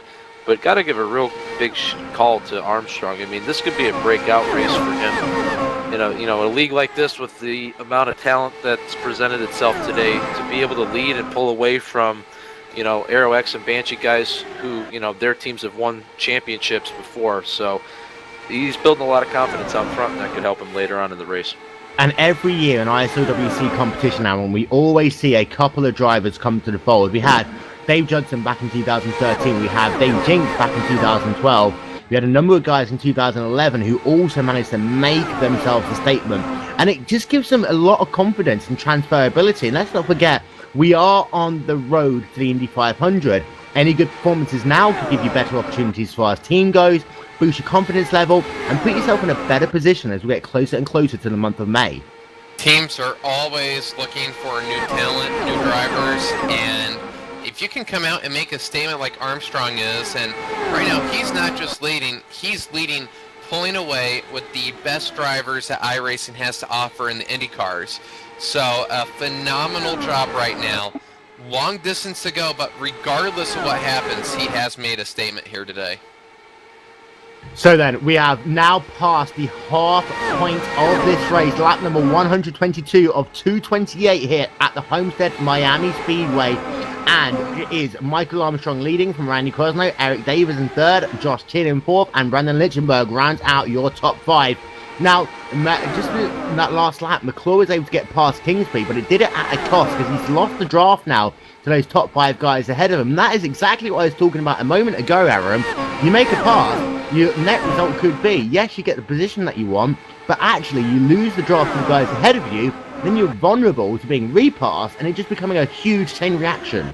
I think Kingsbury's car doesn't like the lower fuel loads because he was running up amongst the top four, now falling back to seventh and has slowed up. So I think that was one of those situations where McClure could either have stayed behind Kingsbury and lost time or tried to make the pass and minimize the overall amount of time lost. So Kingsbury cars right now, I think, really doesn't like the lower fuel levels as that car got a little bit tight off of four.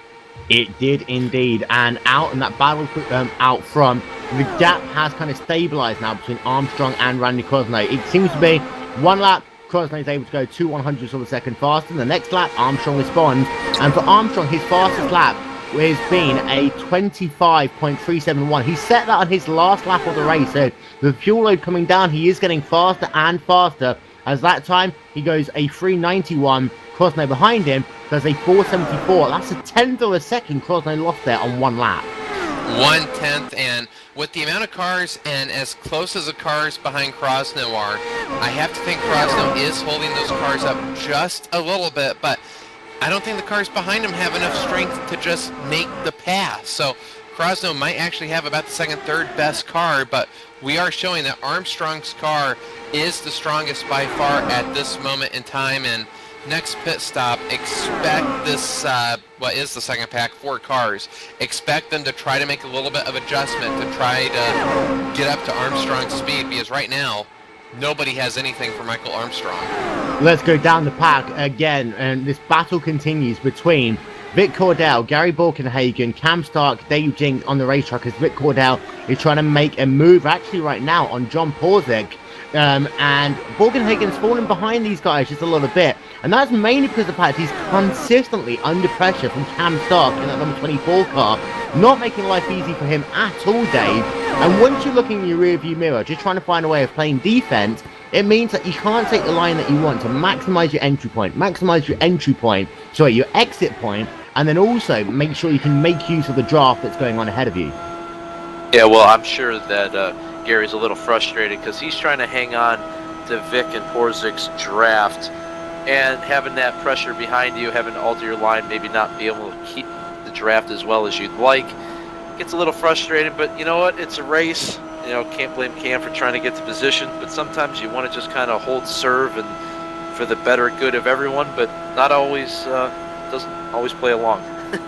And Stark is running that 13th position right now. I did notice though, both Porzik and Cordell just went way up the racetrack on that last lap, Aaron. Both very close to that outside safer barrier, and they were almost trying to do an imitation of Will Power back in 2010 again. As close as Vic is on Porzak, essentially, as Vic is going to go to the inside this time, and we are going to have side-by-side into turn one, I think Porzak is just going to give it to him, and indeed he does. But I think for Vic, he was just following wherever Porzak went. So if Porzak would have made contact with the wall, I think Vic may have just very well followed him. He was that close, he couldn't really see where he was going, so he was using Porzak as a indicator of where to go, as now Cam Stark goes to the inside of Borkenhagen. And Cam Stark is going to go on the outside into turn 1 and 2. Borkenhagen on the inside. Let's see who can make it work. And of course, if Stark can get the momentum off the corner, he'll be set up better on that run down to turn number 3. Wow. The two almost banged wheels there on that run down into the third corner on the racetrack. Stark able to make it work on the outside line. Borkenhagen has to get off the gas, and that is going to give the position to Cam Stark on that 24 car, but that was close. That's where you really have to hear the spotter when the spotter says car high. That means the car's there, and here comes Borkenhagen back to the inside. This battle's not over yet. And let's see whether Stark can hang on. He will get his preferred line. No, he won't. Borkenhagen's going to drive it in there in this battle for the 12th position on the racetrack, but it does look as though Stark once again able to make the outside line work. And there are a couple of guys, I think, Dave, who have just deliberately set their car up to work on the high side in turn 3 and 4, knowing the fact that it's going to be very difficult to make a pass on the inside. Therefore, they'll set the car up to work on 19, 20 degrees of banking, rather than on the inside line when you're working 18 or 19 degrees of banking. Yeah, well, you got the banking on your side with a little bit on the top. You can, oh, Gary ran into the back of Cam a little bit, got really out of shape. Sorry about that. Was able to hold on to it. Yeah, keep the momentum up on the top. At the end of the race, you got a little bit of fuel left in the car. You got the extra banking. You're carrying more speed. Sometimes it gives you a really good shot out of the turns 2 and 4. And you know what? You don't have to pass a guy completely to win the race. All you have to do is have an inch on him, and the high line can often provide that to you. Vic Cordell has been able to pull out a bit of an advantage right now over Porzik as those two continue their battles. Cordell, of course, is now scored back in the top 10 in that number 33 car. Now, this has been our longest green flag run of the day so far, but we still have 4 cars right now separated by just inches on the racetrack. Randy Crosney, Eric Davis, Joshua Chim, and Brandon Lichtenberg are separated by less than, get this, 1/10 of a second, half a tenth of a second actually separates them on the racetrack. Incredibly close racing here at Homestead, Aaron. Very close racing, and we have had a long run, so that means we are going to be getting close to pit stops, and this is going to be the great divider for Armstrong. The pressure can get to you at this point in time as Eric Davis looks to the inside yet again, thinks better of it once again, but for Armstrong, when you have a race like this, you are starting to plan in your mind. There's no way to turn it off. You start thinking, okay, what can go wrong? Can a lapper get me? Will I speed in the pits? And not having this pressure, when you have pressure, your adrenaline's going, you have full concentration.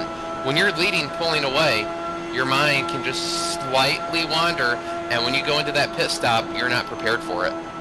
Ellis Stevens just slowing down there to allow the field to go past him. He has scored a number of laps down right now. Didn't want to get in the way at all of Michael Armstrong, who continues to lead the way.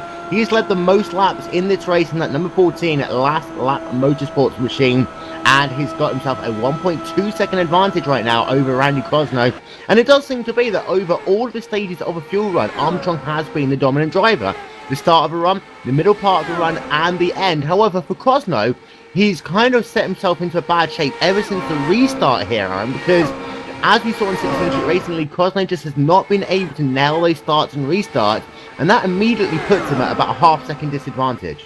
Whether it's being timid on being worried about spinning the wheels, maybe worried about jumping the start and potentially getting a black flag, whatever it is, restarts in Krosno really don't go together. And when you do lose that draft off the start, that gives that front car that momentum, and Krosno just loses touch. At the same time, we really don't know what type of strength the three cars behind him of Davis, Chen, and Lichtenberg have, as Lichtenberg's going to go to the inside of Chen, and wow, what a move. And what a great move there by Lichtenberg, as he's now running in the 4th position. Now, Lichtenberg was a huge dark horse in the 16th Street Racing League, Dave, and we saw him have a number of top 5 finishes on both oval and road courses. And when you consider a series which is a 50-50 split between the two disciplines, Lichtenberg really is a dark horse for this year's championship in that broken arrow number 12 cars. He goes down to the inside of Eric Davis for 3rd position now. Yeah, Lichtenberg's getting tired of getting held up by Krosno and Davis, so he takes the position slots into 3rd. I'm sure he'll be attacking Krosno very quickly here to see if he can make up some ground on the ever-shrinking Michael Armstrong as he drives away from the field. Like you're saying, Will, 50-50 split. He's good on both oval and road. With a long championship like this, it pays to be consistent. You can win the championship in top 5 almost every week if you don't, run into any trouble. So he positions himself quite well, and being up in the top 5 always gives you a shot to win. And we are getting closer to that elusive set of pit stops. Of course, we went back to green flag racing with 101 laps scored complete. Right now, we're working on lap number 143. So pit stops are now about 11 laps away, Aaron. And it's going to be the big difference maker. You talked about it a couple of moments ago. But this is, as I said earlier as well, one of the most difficult pit entries that is in oval racing here in the ISOWC. Because you've got to run on that flat apron. It's difficult coming in. It's difficult coming out, as I said at the top of the broadcast. And you mentioned the point, if a lap car comes in ahead of you, and they're naturally going to be a little bit slower, then that really could cost you any chance of getting yourself a top 5 finish here today.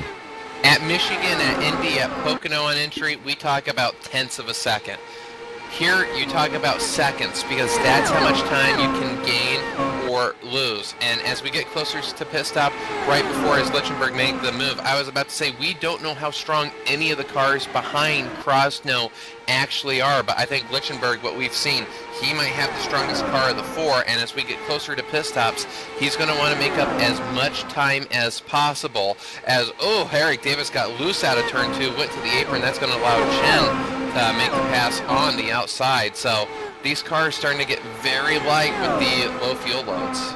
And there are a couple of cars already coming onto pit road. Andrew King and Nigel Marneff are coming onto pit road. We are getting word that perhaps we might get more drivers this time by. So this is that phase of the race now where drivers have to pay attention. Will Michael Armstrong come to pit road? Yes, he will. So green flag pit stops commencing here in the ISOWC IndyCar Series, our first green flag pit stops of the season. Armstrong is onto pit road, and he was very wide there on the flat part of the apron. Krosno also onto pit road. And I tell you what, Krosno gained a lot there over Armstrong, as Armstrong's now onto pit road. John Porter comes out ahead of him. Caution's out, And the caution is out. Big wreck off of 4 as they come sliding down the banking. One car tumbling. Is that Tissot?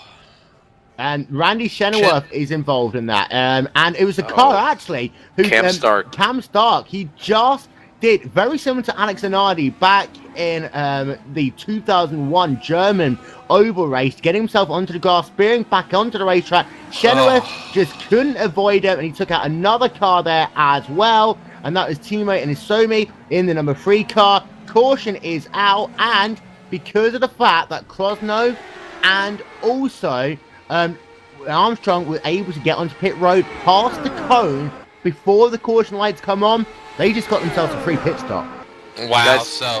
Wow. Go ahead. Did they get lapped by Lichtenberg, or are they on the same lap now? We are going to get confirmation of this in just a moment's time. It does look as though they are scored on the lead lap. This could really separate the field into half. Now, Lichtenberg is classified as your race leader, our 4th different leader in this race, and he's got to be careful he doesn't pass the pace car. He's onto pit road as pit stops under caution commence, and Lichtenberg is in. Chin is in as well, and a number of cars now scurrying down pit road. We'll give you an update on what the situation is with the 2 cars with Armstrong and also Crosland in just a moment's time.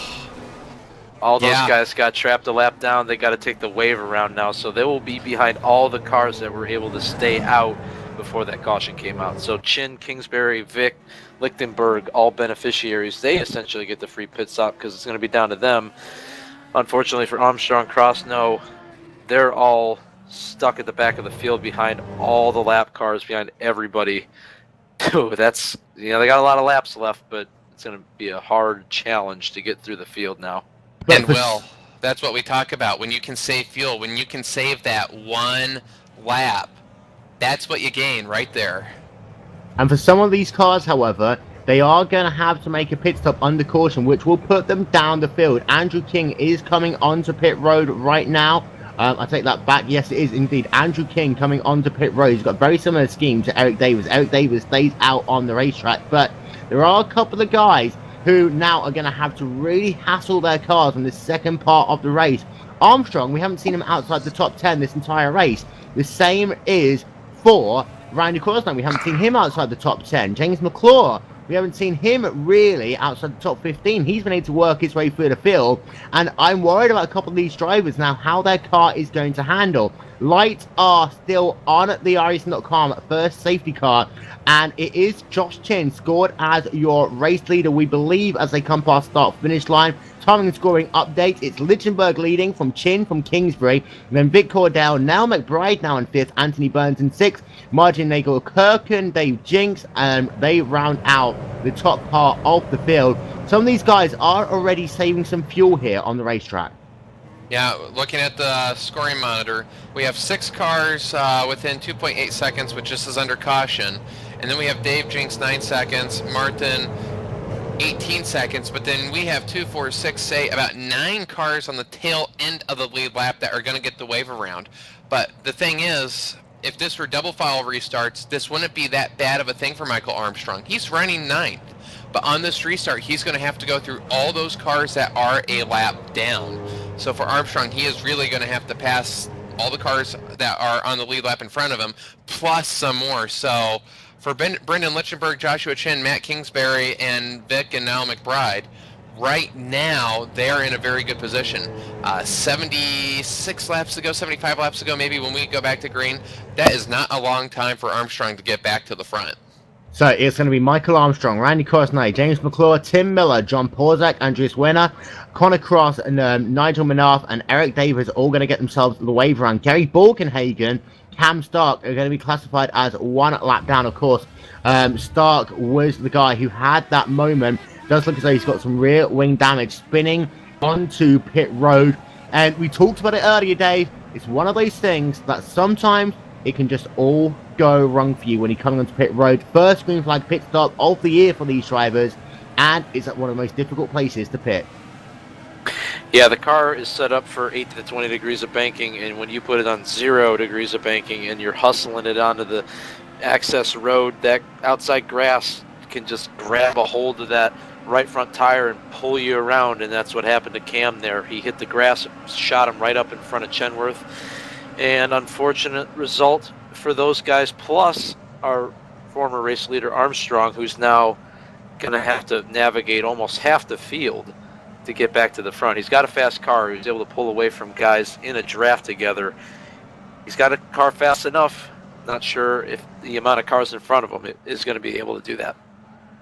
So then, it is Lichtenberg from Chin, from Kingsbury, from Cordell, from Nell McBride. They are your top 5, and it is a completely different top 5 as the iRacing first safety car brings itself back onto pit road. This is going to be an interesting run to the finish now. It's green flag back in the air here at Homestead-Miami Speedway.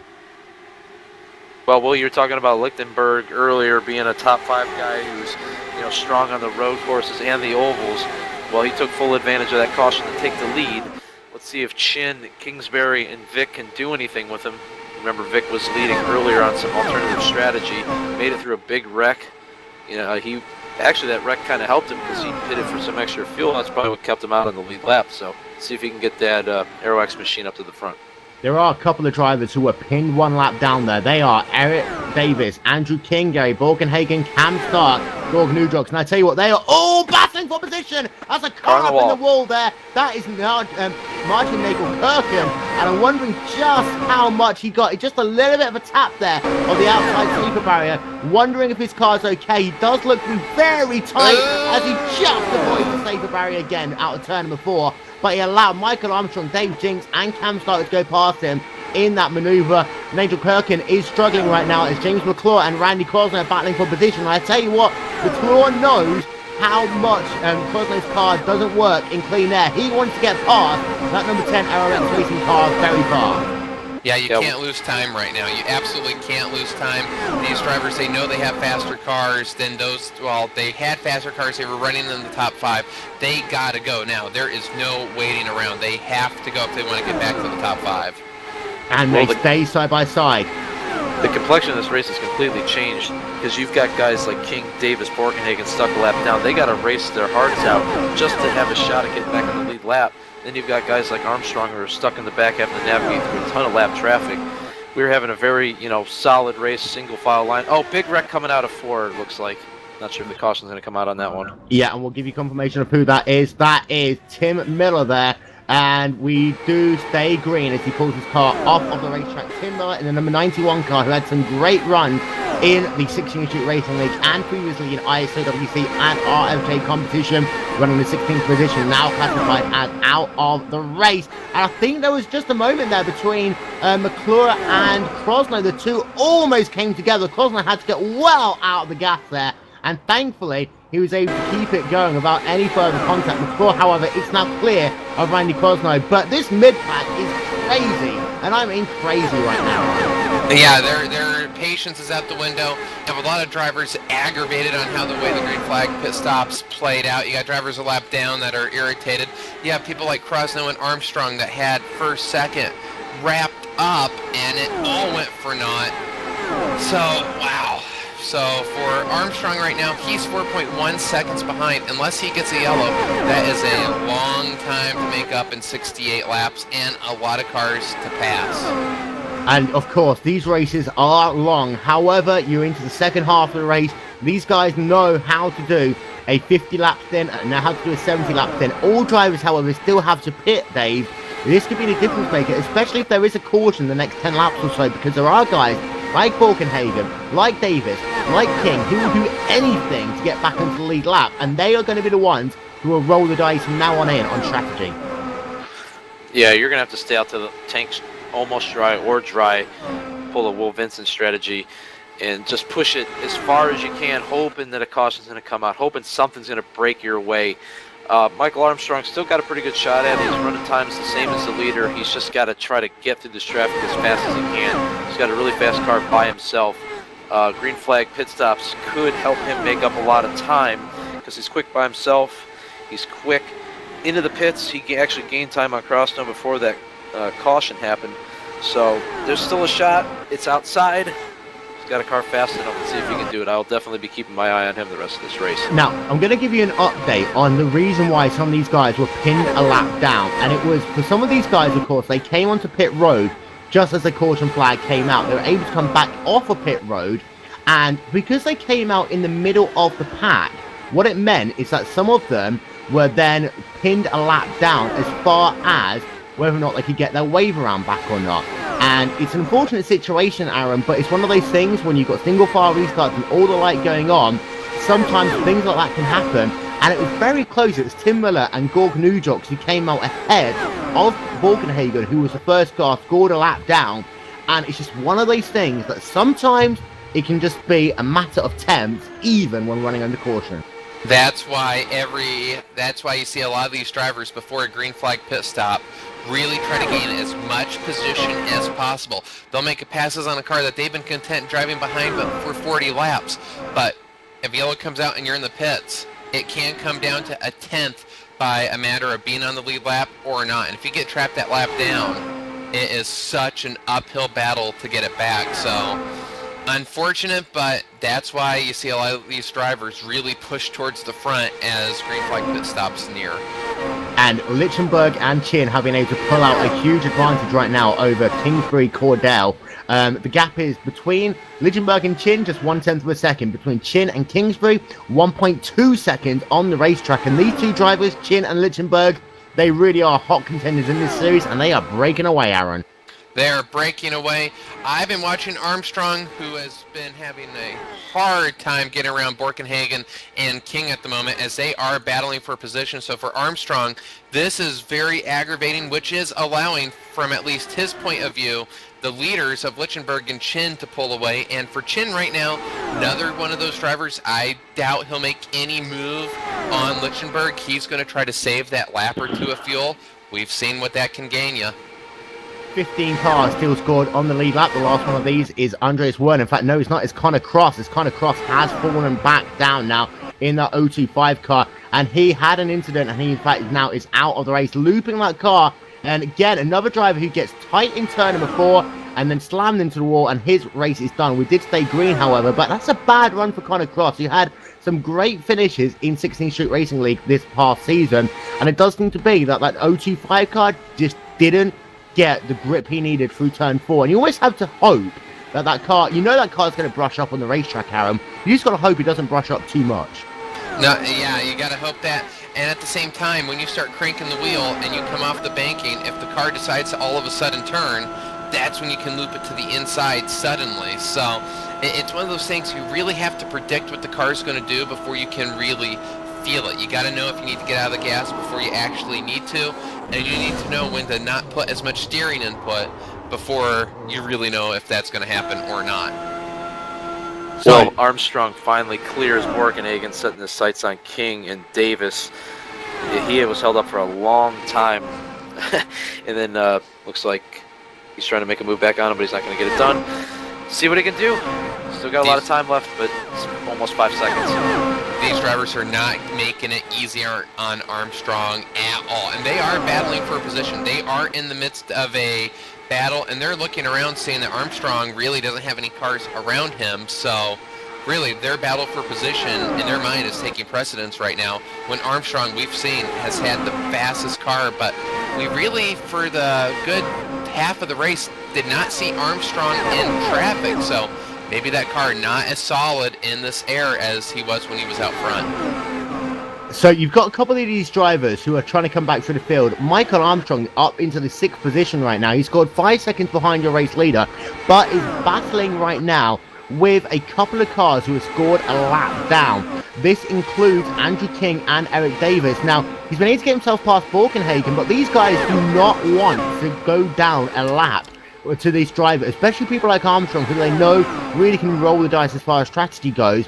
And the way it works, of course, there are no blue flag rules in ISOWC competition, Aaron. So for Armstrong, he's got to get this job done by himself, and so long as the guys ahead of him don't do any blocking maneuvers, he's got to find a way to get past some very fast cars on the racetrack, which is very difficult at some points.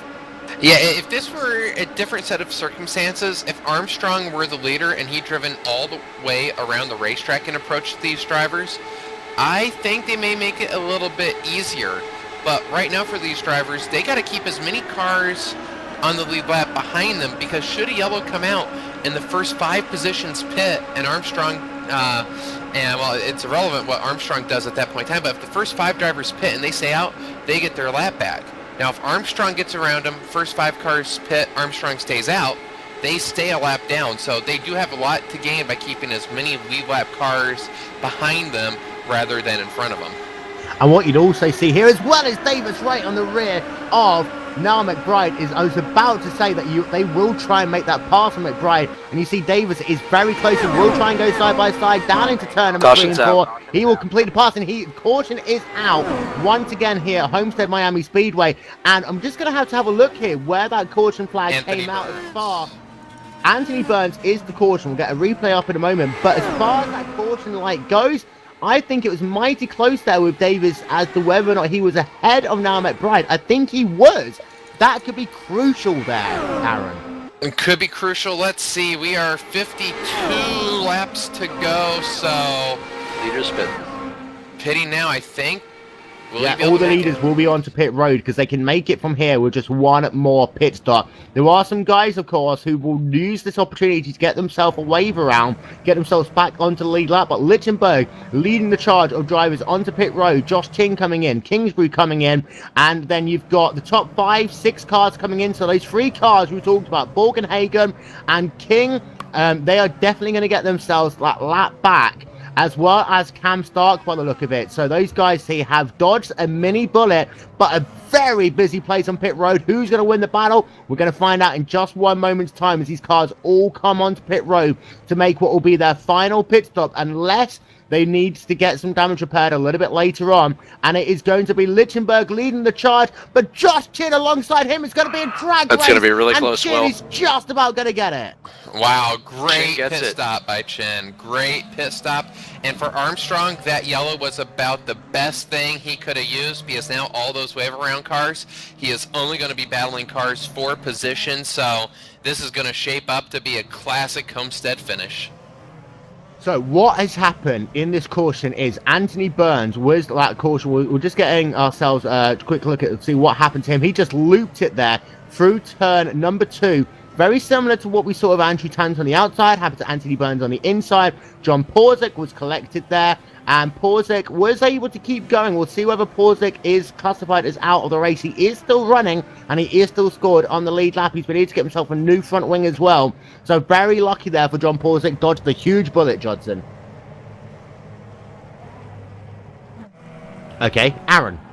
Yeah, very lucky there. And for Burns there spinning out, I think that car just got in between 2 lanes, as you mentioned, very much like Tampa. I think he started riding 2 lanes, and with the cars around him, it just affected the air a little bit. He lifted off the gas to try to prevent it from spinning, but the cars behind couldn't react. He was too far gone. So very lucky for Porzak, really to hit him square, not really with the tires, lucky to stay on the ground. And for Burns, I think that will be the end of his race, but his misfortune, that was the absolute best thing that could have happened to Michael Armstrong.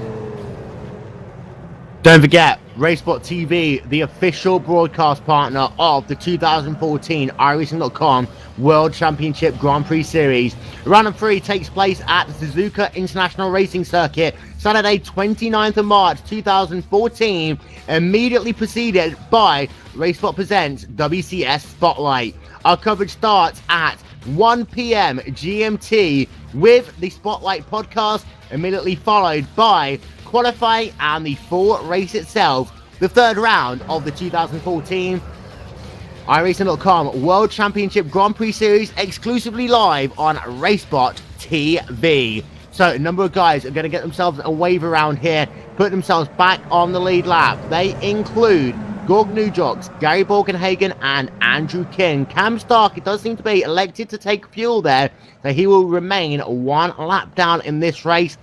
Weird strategy there for Style, because he's not going to gain as much now because of the fact that all the guys ahead of him are good to go to fuel for the end of this race. Yeah, I gotta wonder, maybe just not familiar with the rules perhaps. Maybe he knows with his damage it doesn't matter. And then again, if we do go green all the way to the end and those cars in front of him do have to make a pit stop, well, he has picked off 3 spots. So not willing to take the gamble, but what we've seen, and now that we don't have to think about strategy, we don't have to think about pit stops, I don't know if we'll go green the rest of the way. Although anything can happen in the ISOWC, and of course it usually does. And by the way, Cam Stark getting himself a black flag to add insult to injury there, as well as these guys are getting themselves a wave round. Who got the wave round? Cam Stark didn't get the wave round, getting himself a black flag penalty. That's hugely disappointing for a guy who had not so good qualifying, 26th, but was running very solidly in the top 10 at one point. Oh, very solidly, and having a great battle with Borkenhagen. Got around him, and then Borkenhagen returned the battle. Great stuff. Unfortunate that he spun on pit entry, but now with the black flag, the day's just gone away from him. Going back green, though, Joshua Chin leading for the first time all race. Lichtenberg very strong behind him. Here we go, Will.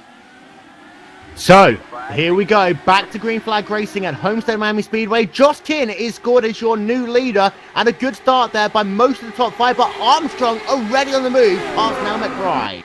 He is up to 5th, and expect Crosno to attack as well to move up to 6th, perhaps on the back straightaway. If not this time, next time. But Crosno, he's another driver that has to move right now. He can't wait. He's going to have to push. And when Armstrong, if he can catch up to Vic, he's going to have to take the battle as soon as possible. Armstrong cannot allow Lichtenberg and Chin to pull out away.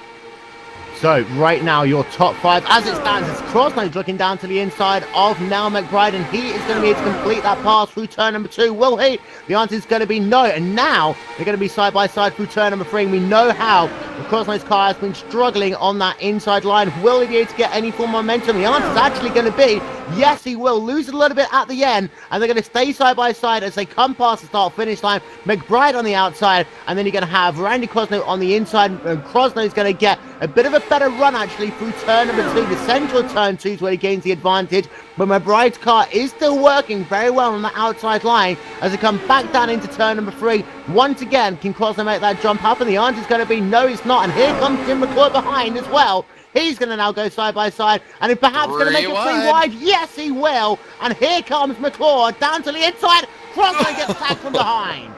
Now McBride knew that that wasn't a place he wanted to put his car. Jumped out of the gas, got unsettled. Crosno gets by, McClure gets by. McClure now on the inside into turn 3 on Crosno, and what a battle we're seeing as they there goes Crosno. Crosno into the wall, and these two are very good friends, but Crosno is into the wall, upside down and around. Caution is out again. Oh, that's the trouble spot.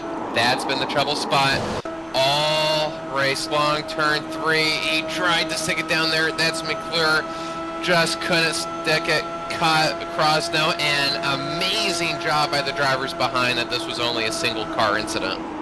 Wow, and it's that thing, turn 3 and 4 has been the big issue all race long. And there are a couple of guys, however, that caution is gold dust for them. And that is the guys who got the waiver on that last time by.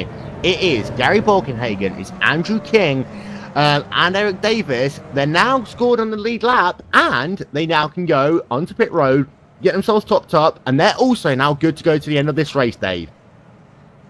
Yeah, well, that worked out perfectly for them, unfortunately, at Crosno and McClure's expense. But that happens sometimes as, you know, racing occurs. Some guys take advantage, some guys have to be the losers. But they get their lap back full of fuel. They got a shot at getting a decent finish now.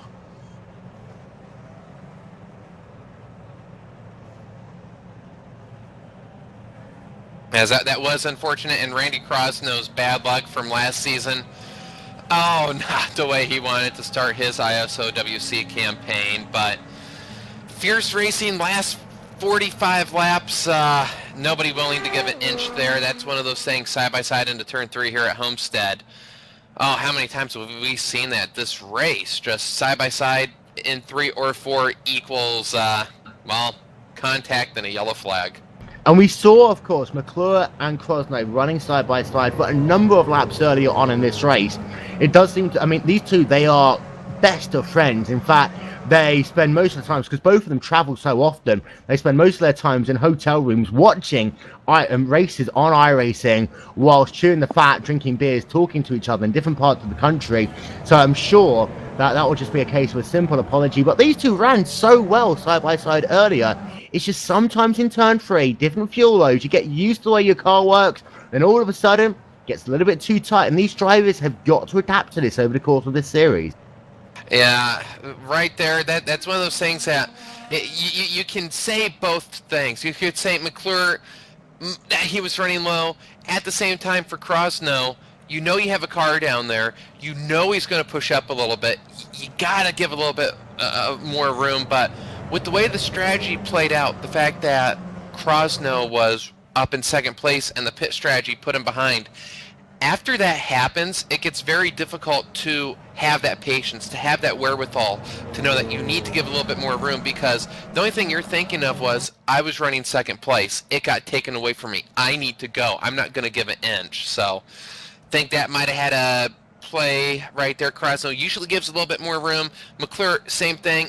Might not normally make that move, but under the circumstances, they both thought they had to go right now.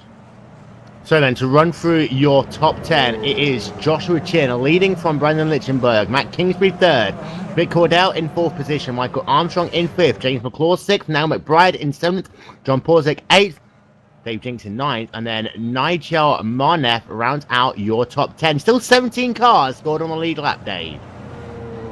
Well, considering there were 43 cars that started this race, to have 17 on the lead lap is a pretty good accomplishment for a strong field. With the last couple stints has had a lot of carnage, so still a lot of guys that got a shot at winning it and having some good finishes, and like you said, banking some good points for the start of the season.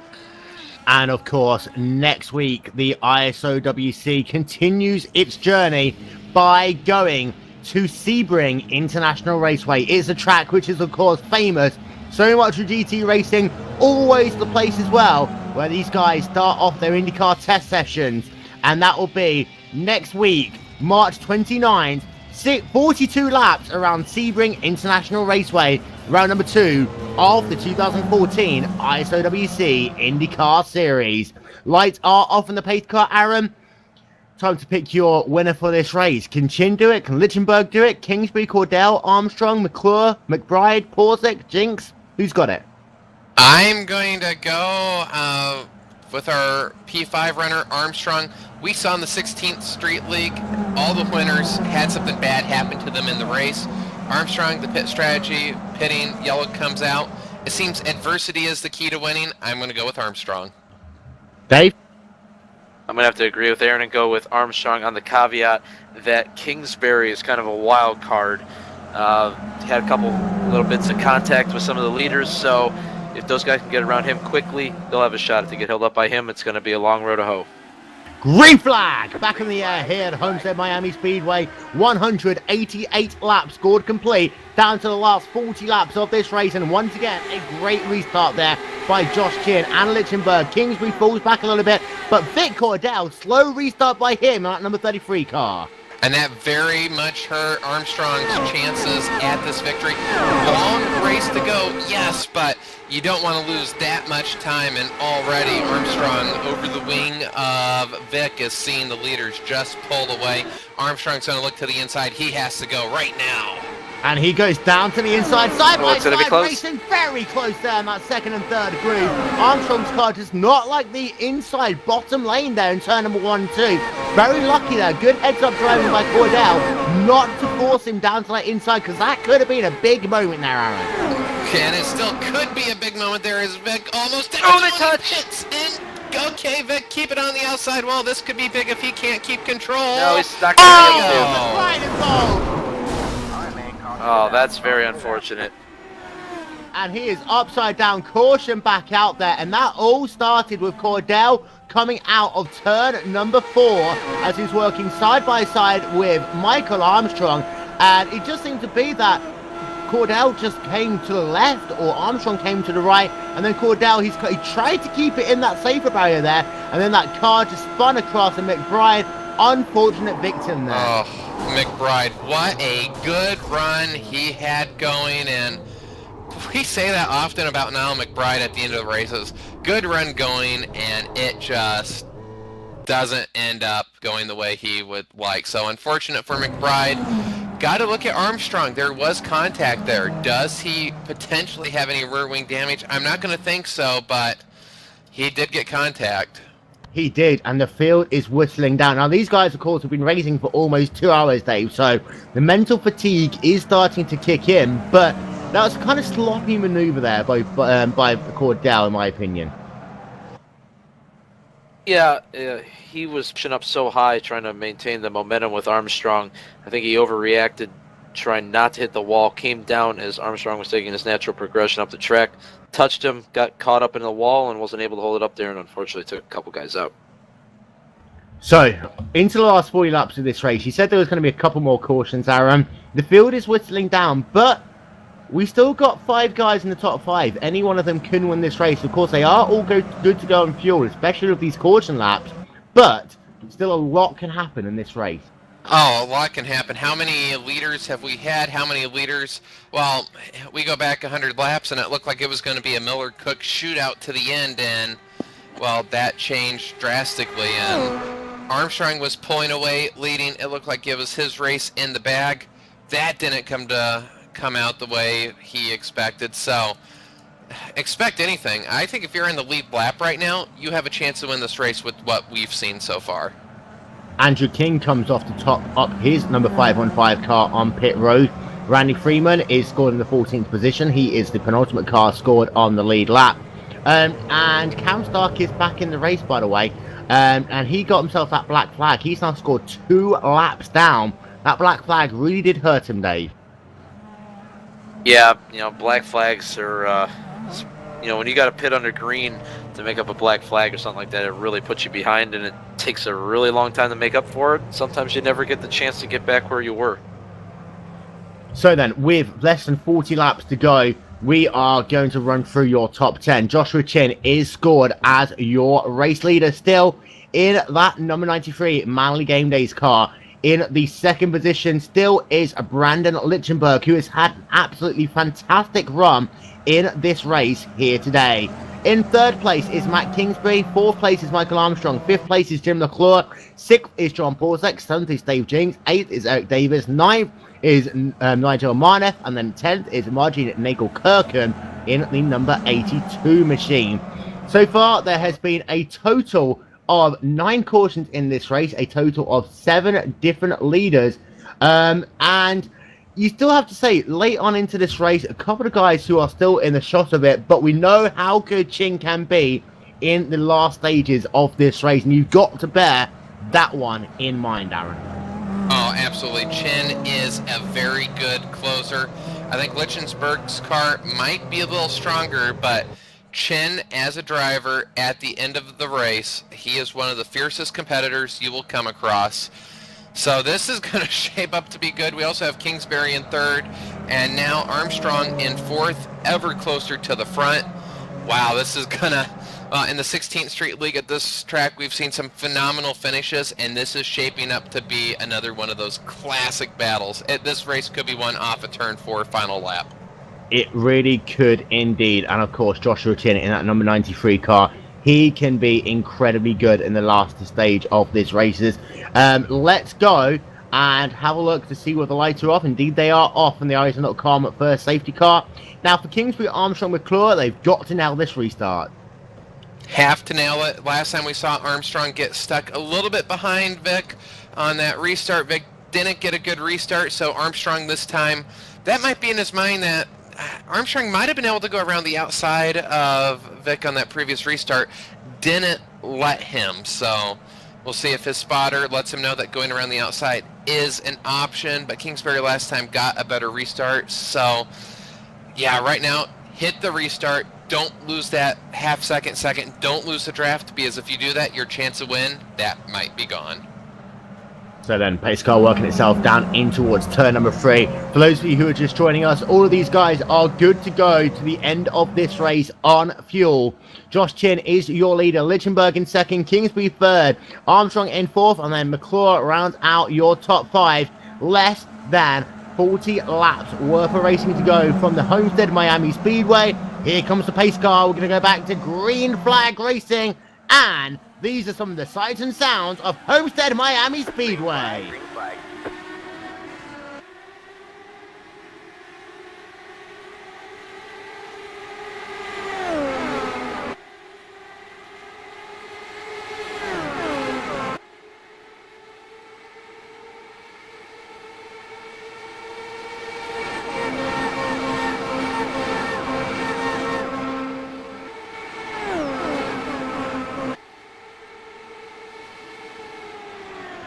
Joshua Chin leads lap 196 of this race. Lichtenberg gets a good restart. Kingsbury falls back a little bit. Armstrong still strong in that 4th position. McClure has lost a little bit of the draft, however. So it is going to be a case of who can make it work the best out of them. Cam Stark comes out of pit road. It's going to be McClure now having to really pedal it, because he's got 5 tenths of a second gap between himself and Michael Armstrong. Let's see what that gap is as they come past the track once again. It was 5 tenths of a second. It is still, actually, it's grown quite a lot in some respects, but McClure is just about still in the hunt there. Your top 4 cars are separated by less than 1 second on the racetrack. as Chin has got a 1.4 tenth of a second advantage over Lichtenberg. But then P3, Armstrong has got to time this maneuver perfectly, but in some ways, you've got to say, Aaron, he's got to wait and allow Kingsbury to catch up to the rear of Lichtenberg a bit. Yeah, timing's going to be everything here. And Kingsbury isn't one of the easiest drivers to pass. Kingsbury, a fierce competitor. So for Armstrong, he's going to have to time this perfectly. And for Kingsbury, we haven't seen this car really been able to make a pass. That'd be one thing where if Kingsbury attempted to make a pass and didn't, that would be the optimal time. But I don't know if Kingsbury's going to be able to get there. He has closed up quite a bit actually that last lap, and what that's done as well is now put McClure 6 tenths of a second behind Michael Armstrong. So your top 4 cars separated now by just half a second on the racetrack. McClure is in no man's land in 5th. Davis is in no man's land in 6th. However, he's got John Porzick and Dave Jinks right behind him, Dave. Yeah, well, those guys back behind Armstrong are kind of out to lunch right now. McClure's got a shot at gaining the draft back. He's 6 tenths of a second back, but he's going to have to hope that, he needs Davis, Porzick, those guys to catch up behind him and give him a little push. We could have a 10-car draft here if things work out right for those guys, but top 4 right now are in pretty good shape. Kingsbury's a wild card. Armstrong's going to have to wait for him to push up track a little bit, try to make a quick move and not lose the time to 2nd and 3rd. But out front, it is still Josh Chin leading. So Josh Chin in the Banshee Sport number 93 car is leading from Brendan Lichtenberg in the number 12 Broken Arrow machine. 3rd place is Matt Kingsbury in the last lap motorsports car, and then his second last lap motorsports car in Armstrong is running in 4th. So 3 teams represented in this front pack right now. But Chin does seem to be as though he's been able to defend that lead from Lichtenberg. As far as Lichtenberg goes, of course, he's going to have to time that move good himself, because we talked about this earlier, Aaron. If he goes too early and he doesn't make the pass work, Kingsbury, Armstrong will go right around his outside. Yep, timing going to be absolutely everything. And, I mean, that goes for all the positions. If you're Brendan Lichtenberg, when do you go? Right now, I think if any of these drivers have a run, they have to take it. You don't know what's going to happen with yellows. It seems on a restart that you do lose. It really takes 3, 4, 5, maybe even more laps to get back up to that car in front of you. So if you're Armstrong right now, I think time's running out. So if he can get to Kingsbury, he has to make the pass immediately. But, Armstrong's car, I don't know. I don't think it's as strong in traffic as it was when he was out front. So then, it is still that battle for the top 2 positions, although Kingsbury did drop back a little bit there those last couple of laps, as Lichtenberg does seem to really be tagged onto the rear of Joshua Chin. As far as that 3rd and 4th place car goes, however, Armstrong especially was just dominant in the latter stage of a fuel run, so this will really be interesting to see whether Armstrong can pick off these drivers one by one, because Aaron, Armstrong in that green flag run we had to that pit stop, he was just by far the fastest car on the racetrack. Yeah, he has something that we don't normally see here, and that is break the draft and pull away. One thing about Kingsbury's car we saw on that long green flag run was the longer the run, the slower he went. I don't know if Armstrong's going to know that, but that being said, we're seeing right now Kingsbury losing a couple inches or so every single lap, and as the run progresses, that's just going to get greater and greater, so Armstrong has to go. Armstrong has to go indeed, Dave. Yeah, I was just going to say with Aaron, Kingsbury's car has shown that it loses speed throughout the run. He's got McClure catching up to both of them. If Armstrong wants to win this race, he's got to get by soon, because we've only got about 20 laps to go. There's not a lot of time left. There'll be 20 laps to go at the stripe of this, the first round of the 2014 ISOWC IndyCar Series. It is the Homestead 400 powered by iRacing.org. And you have to see now it's a 5-car race, because Davis and Porzick, they've really dropped off the pace now, Aaron. Yep, they have fallen back in a 5-car race. And yeah, if I were Kingsbury, I would be aware of what Armstrong has gone through this race. If Armstrong gets up to the front too, he may be very aggressive to go for this race win. So if Armstrong starts pressuring Kingsbury again, which Kingsbury is starting to catch up to the front too, so don't count him out, but if he starts losing speed, if I were in 3rd, this sounds counterproductive, but sometimes you let the driver behind you go, knowing that they've had some bad luck, they're going to be aggressive, and by letting him go, you might have a chance to win, because if they start battling really hard, you can come in and sneak around all of them. And with 20 laps to go, Dave, we've got to ask that question. If it comes down to the last lap and you're running side by side, where do you want to be? On the inside or the outside? Well, if I want to win the race, I want to be on the outside, side by side. You're going to get the momentum off the top. And if you're in the right gear and you don't need the shift coming out of 4, outside lane should be able to take it if there's no contact. If there's no contact, of course. If there is contact, then perhaps you might want to be at the rear of that train, James McClure, even further back. But it is now a 5-horse race. McClure has been able to close back up to the rear of Michael Armstrong. Behind, you do still have a battle outside the top 10 between Martin Nagel-Kirkham, Andres Warner, and Andrew King. And as far as points go in this series, you want to get points early on, Aaron. Yeah, points early on. With championships, you don't want to have to start thinking about that at the end on, I need to string 3 wins together. You really want to get good ground right now. So if you do have a bad race in the middle, as here comes McClure on Armstrong, so a battle for 4th place right now. And this could hurt them. They've got, if McClure wants to make this move, he's got to make it this lap on the next lap and then continue that momentum over Kingsbury. He does lose a little bit of time there, and you see immediately 2 car lengths between Armstrong and Kingsbury opened up. So McClure, you've got to make that pass. You've got to make it quick as Kingsbury way up high there in turn 4. Gotta wonder if maybe Armstrong took just a tad bit of damage with that contact with Vic. Maybe not that much, maybe just enough that it's maybe affecting the car just a little bit, but here comes Armstrong to the inside, and I think with this momentum, he is going to take it. He is indeed now, and McClure wasn't able to follow him through there, so now it's Armstrong up into the 3rd position, Kingsbury down into 4th, McClure down into 5th. However, we'll get confirmation as they come past the stripe. It could be a 2-horse race with 15 laps left to go because the gap has opened up 4/10 of a second. Armstrong now needs to pedal it, Dave, and he's got to turn in some very fast laps just to catch up to the rear of Lichtenberg and Chin. There is a lap traffic coming onto pit road. He just wants to get well out of the way. And I believe that was Andrew King, who was going to go a lap down. And he just wanted to keep out of the way of this lead battle. Well, Armstrong is about 0.3 of a second behind the leader. 0.4 of a second, I'm sorry. He's right there in the range where he needs to be to start gaining advantage of the draft. He's only got 12 laps to go. It could be the catbird seat, though. If he starts reeling off some quick laps and gains that momentum up, he may be able to jump on the outside with a couple laps left. It could be a spoiler because Lichtenberg has not really attempted to make a move on Chin yet. Lichtenberg, indeed, hasn't attempted to make that move. But again, it all comes down to when does Lichtenberg want to make that move. And if they carry on, in fact, now he's going to try and do it. The battle for the race lead. Lichtenberg is looking to the inside. He decides to duck back into line. But that, perhaps, is Lichtenberg's first chance. And I think he wanted to play his cards closer to his chest than that one, Aaron. Yeah. Caution's out. Yellow. Well, this is going to be interesting now. Our caution is back out. We'll get confirmation of who that was in just 1 second time, as I don't see any cars really spun around. Yeah, don't see what we've got. We'll But that will change the complexion because it does take a few laps, as it might have been Andrew King's car.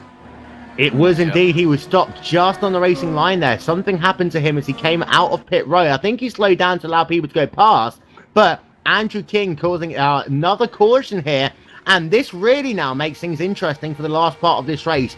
We'll run through your single file restart rules because now there's 10 laps to go. It means that any car scored a lap down will be sent to the rear of the field, Aaron, and that means the guys out front, they can battle for their position. Yep, as they used to call it in NASCAR when they did it, a down finger restart, lap cars to the rear, which for the front 5 isn't going to have any effect. I think what that yellow did do, though, was a big benefit for Joshua Chin. He controls the restart, and if he can pull out 2, 3, 4 tenths, by the time Lichtenberg gets back up to him, this race could be over. That's why I said when you want to make your move, you have to make it now. You can't wait because you don't know with the yellows.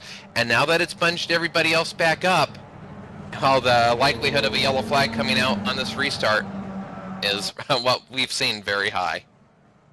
10th caution of the day here in the ISOWC Indianapolis Homestead 400, powered by iRacingforlife.org.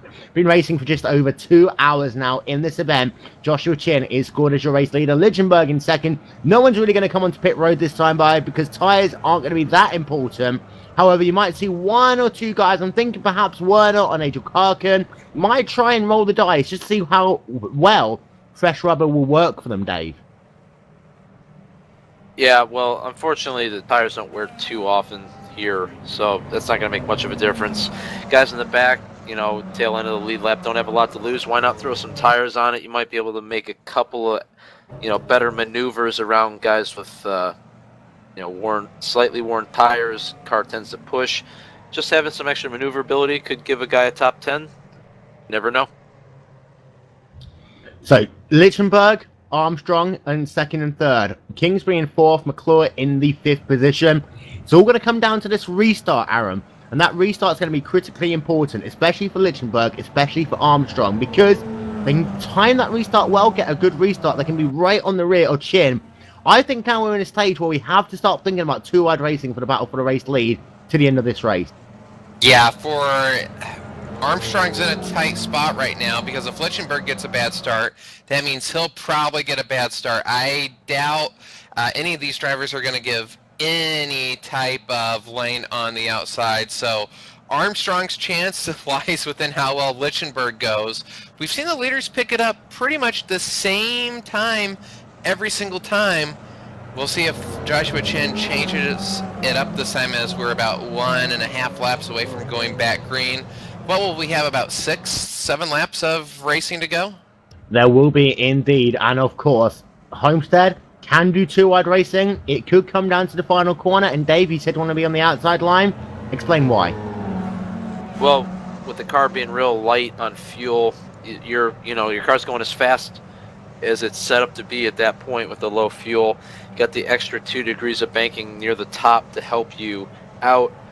Typically, the outside line is able to carry a little more momentum just because it's wider. You're not cranking as much wheel into it. So coming off turn 4, you got all those things working for you. You got light fuel, extra grip, more momentum than the outside guy, or the inside guy who's got to pinch it to stay off you. Typically works for the outside guy's favor if he's able to hit it just right. Lights are off on the pace car, and you see Aaron Chin all the way to the outside wall. Yep, he's establishing his line, saying, you are not going to get around me on the outside, and look behind him. Essentially, everybody's running as high as they can at this moment in time. And on this restart, we've seen some races where drivers wait to the last lap to make their move. I don't know if you can do that right now. I would say the second you have an opportunity, you have got to take it. Brandon Lichtenberg, perhaps the breakout driver of the second half last season in the 16th Street League. What a victory this would be for Joshua Chin. This would be a start of a great championship campaign. Armstrong, where has he come from? Running third. This would be a great win if he can pull this off.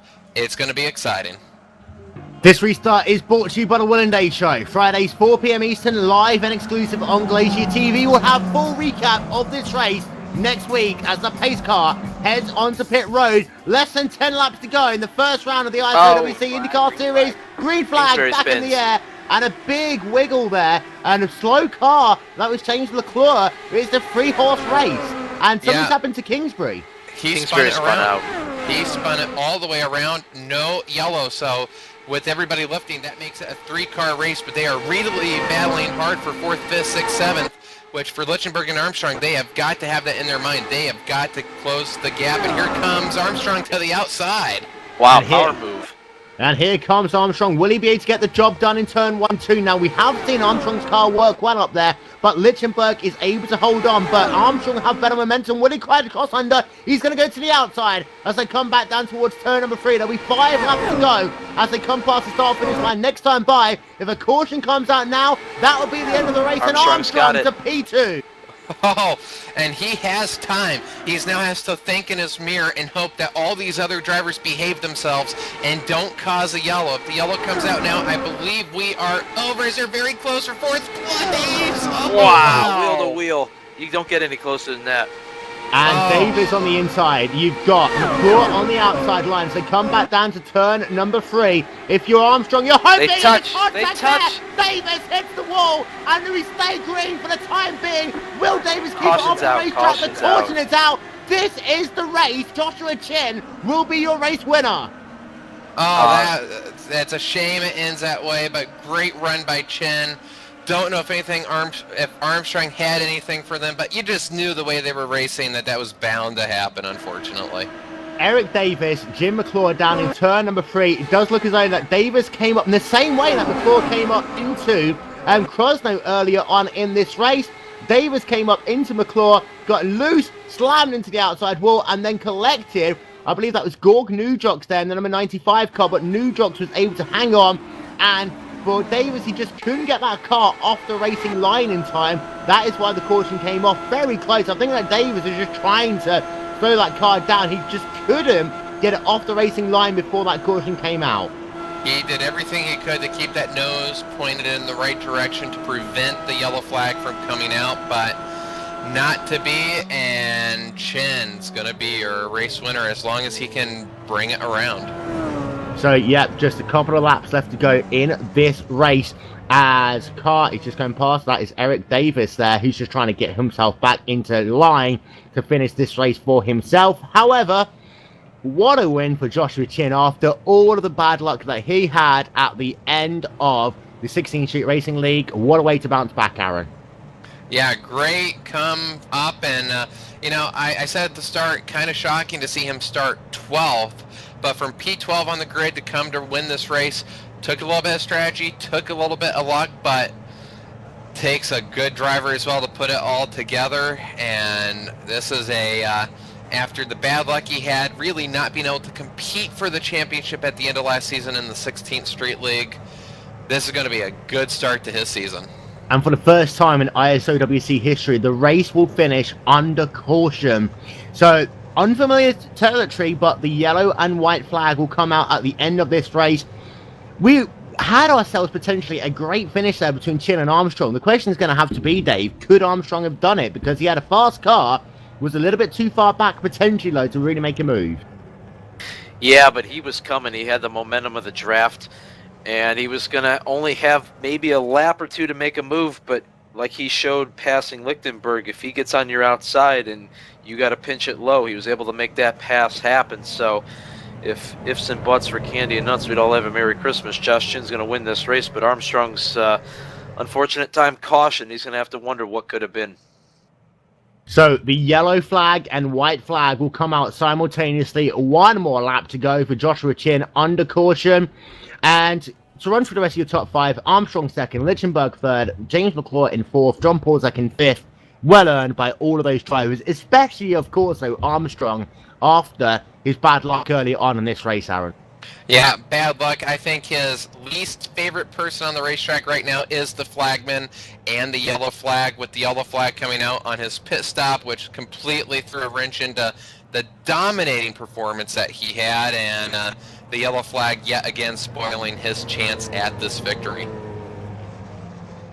So then working themselves down the back straight. It's not very often that we have to find a way of filling a minute towards the end of this race. However, we would like to take the opportunity to say thank you to a couple of partners of the 2014 ISOWC IndyCar Series. First, of course, is iRaceForLife.org, presenting partner of the ISOWC IndyCar Series. Through their partnership with the series, $5 going to the winner's charity of choice. Also brought to you in part by And One Design, official graphics partner of the 2014 ISOWC IndyCar Series. Also brought to you by The Will and Dave Show. Fridays, 4 p.m. Eastern, live and exclusive on Glacier TV. We'll have a full recap of the first round of the ISOWC IndyCar Series this Friday, 4 p.m. Eastern, live and exclusive on Glacier TV. Joshua Chin is going to come out on turn number 4. The yellow and checkered flag are out. Joshua Chin wins the first round of the 2014 ISOWC IndyCar Series. And what a win. What a win. Josh Chin able to survive all the carnage, avoid all the wrecks. Great strategy. A little bit of luck with the way the cautions fell to gain the advantage. Great win. Great start to his season as he tries to do some donuts, but that didn't quite work out. Possibly his only fail of the day was the donuts, but it doesn't matter now. He's got the trophy and the points to show for it. Look out, guys. Josh Chin's a dominant figure on the road courses. 4 straight road course races coming up. These guys better look out. He could get off to a quick start and put a lot of guys in the hole quickly. Aaron, Chin needed to bounce back off the 16th Street. He's done it in a way that only Joshua Chin can. Yeah, he unfortunate was unable to compete for the race championship last season, and a class act in congratulating Cook, which Cook and him had a great battle all last season. But Chin has just come on strong this past year, has shown what he can do on the road courses, and now becoming super good on the ovals, winning here in very good fashion. 4 road courses coming up. This could be a very, very good season for Joshua Chin. Drive of the race. Aaron, you start. Oh, drive of the race. Many candidates. We have John Porzak started 42nd, finished in the top 5, a net gain of 37.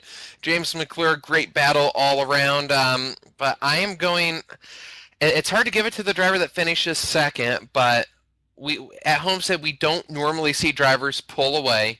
He was able to pull away from the field, and if it weren't for bad luck of yellows, he would have been our race winner. He had to come up through the field from getting the wave around and to come back finishing second with the opportunity of winning. My driver of the race goes to Michael Armstrong. Dave?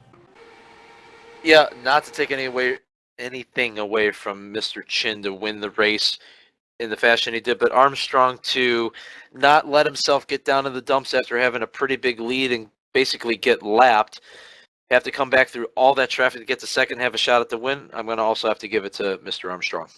My driver of the race, personally, I'm going to give it to Gary Borkenhagen. He was pinned 1 lap down after the green, then yellow cycle of pit stops. He came back. He finished in the 6th position in that number 35 Broken Arrow car. Great recovery by him in the same way that Michael Armstrong was able to do it, working himself through that very difficult mid-pack. Great result there by Gary Borkenhagen in that number 35 car. We are going to, however, talk to your race winner, Joshua Chin. After the trials and tribulations of the 16th Street Racing League, welcome back to ISOWC Victory Lane. Yeah, thank you. It's not quite the way I was expecting the race to go. I didn't figure I was going to be one of the people that didn't get wrecked, but thankfully it worked out, and didn't have a very good qualifying run. Started, I think, 12th or something like that, and kind of figured it was going to be a long race, so just keep the car in one piece, and hoped that we were there at the end, and happened to be. It was a long race, 11 cautions on the day, but some very long green flag runs were typically the order of the day.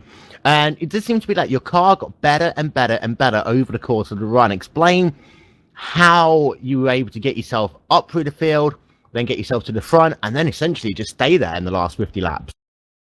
A lot of it was just waiting and hoping for people to make mistakes. Pit road came into it a lot. I think I got probably 3 or 4 spots the first couple yellows, and that helped a ton. Without those spots, I probably wouldn't have had as good of a shot to miss some of the incidents that ended up happening not too far back from the lead group I was in. And really just staying there, being patient, not burning the tires off. How important was tire wear in this race? Because we saw some guys go from tight to loose. We saw some guys go from loose to tight. How difficult was it over those long runs to keep those tires working the way you wanted them to? As long as you kind of kept on top of it and you knew generally what the car was doing, if you felt it be a little bit tight, a little bit loose, you could be okay with it and just carry through the run. A little bit of weight jacker every once in a while, but I don't think I did any more than 2 or 3 clicks throughout any of the runs we had, even being back in traffic. Now, of course, we go to 4 road courses in a row, starting off at Sebring, which, to bring up 16 Street Racing League, you had a bit of a faux pas there, but of course you were dominant in many respects over there. You're dominant generally on a road course. Does this win now give you good momentum to take the championship commandingly? Yeah, I don't know if I'll be able to run all the races this year, but if I am able to, then this is a really good start to the year. It's a lot better than when we ran 16th Street here and I got a speeding penalty and was barely able to get a top 10 out of it. Well, congratulations back to ISOWC victory lane for Joshua Chin, coming home in first position in that number 93 car. Want to say thank you to anyone? Yeah, I gotta give a shout out to JDR Graphics. I didn't drop from the server, so that curse is not real anymore. JD's out at Auto Club supporting Landon Castle this week. Manly Game Days, RaceSpot, of course, Banshee Autosport, Aero X, Car Club at UCF. I don't think I forgot any. Well, I guess I'll include my own stuff. King of Tune Productions. Check it out. Facebook, YouTube, etc., etc. Josh Chin, victory here at Homestead-Miami Speedway. Aaron Likens is stood by with Brandon Lichtenberg, who came home in the third position. Well, Brendan, you had a chance at the victory. If we wouldn't have had that next to last yellow, did you have anything for our race winner? It was going to be close. I was pushing like crazy. I was leaving it all on the track, and I rolled the dice with the wing setting and hoping I could get the lead, and unfortunately I couldn't keep it. But it's the way it goes sometimes. Yeah, notice right before we got that yellow, you sort of looked to the inside out of turn 2. Is that what you had in mind, back straightaway? I was trying to get run anywhere, but I just couldn't. The way Chin's car was set up, my car was set up. I'm sure he was running low downforce too at the time, and just trying my best to stay with him. I was able to stay with him, but passing him was going to be a whole nother thing. And a very busy race, lots of side-by-side racing. Was it a enjoyable or tense race? Well, it was pretty tense starting 35th. I think I started somewhere back there. It was pretty tense at the beginning. It's about as many cars I've seen at Homestead, not counting stock car races at iRacing. Yep, 33rd to 3rd, and on the start of the race, starting 33rd, were you expecting podium at all? I wasn't ruling it out, but I definitely knew it was going to be difficult. It was, I knew there'd be a lot of attrition because it'd be 228 laps, and I just knew I had to stick with it, and see where I ended up at the end of the day. And with your third place finish, anybody you want to thank here this afternoon? I'd just like to thank my friends and teammates at Broken Arrow, Ryan Norton, Brand Trano, Dave James, Gary Borknagan, Chad Peterson really took a swing at the setup and definitely helped us out today. Sean Milligan, Troy Fox, and also my good friend Andrew King. Well, third place, a chance to win it late. That's Brendan Lichtenberg. Very good run from the 33rd starting spot. Indeed, he did. However, one guy who started outside the top 40 managed to get himself up into 5th place in this race. John Porsek, you didn't qualify for the first round of the 2014 ISOWC. However, you were able to get up to P5 in the first round of the 2014 ISOWC IndyCar Series at Homestead-Miami Speedway. Yeah, that's one of the more interesting races I think I'll ever have. I think I started something like 42nd place, and honestly, I just wanted to show up here and support my teammates and support you, Will Vincent, for all the work you do with the ISOWC League, and I wanted to see where the race was going to take me, particularly starting in the back. So I intentionally didn't qualify, and I went out there with a bit of an experimental setup, knowing that I would have a lot of cars to pass, especially early on. And I think it worked well. The first third of the race or so, I think I passed a lot of cars at the back, and as working my way up. Once I got a little bit closer to the front, though, the additional aero that I had put on the car wasn't really helping me. So a lot of my teammates were faster. Along the way, I picked up a bunch of little incidents here and there, scraping the inside of the pit wall, some contact with a couple of guys. I had contact at the end with I think it was Anthony Burns when he broke loose in front of me. I was on the brakes as hard as I couldn't really avoid him. So by the end of the race, the car was pretty much held together with 90% duct tape. So I was happy just to pick up a P5 out of that. P5, you talked about how crazy your race has been. Did you expect to get a P5 at the start of this race? I didn't expect to finish the race. I'll be perfectly honest with you. Starting back where I was, I just kind of wanted to enjoy the race as much as I could and see where the race took me. I really didn't think I was going to make it past lap 50 or so with the number of cars we had in this race, but happy it worked out the way that it did.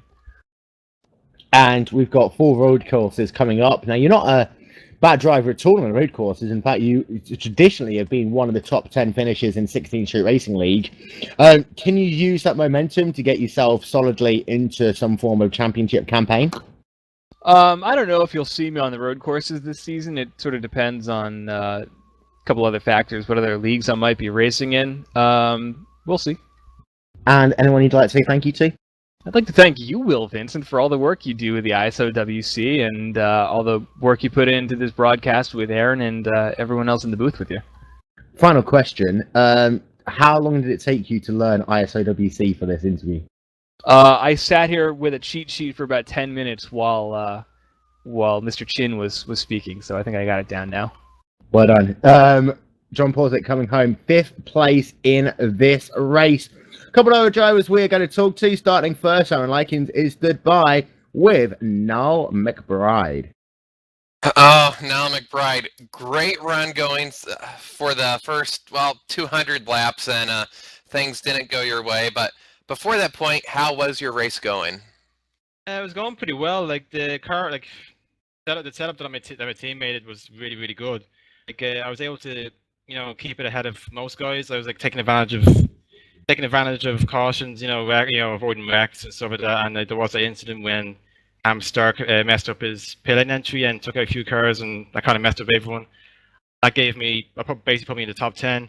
But overall, I was pretty happy with how everything went until that incident.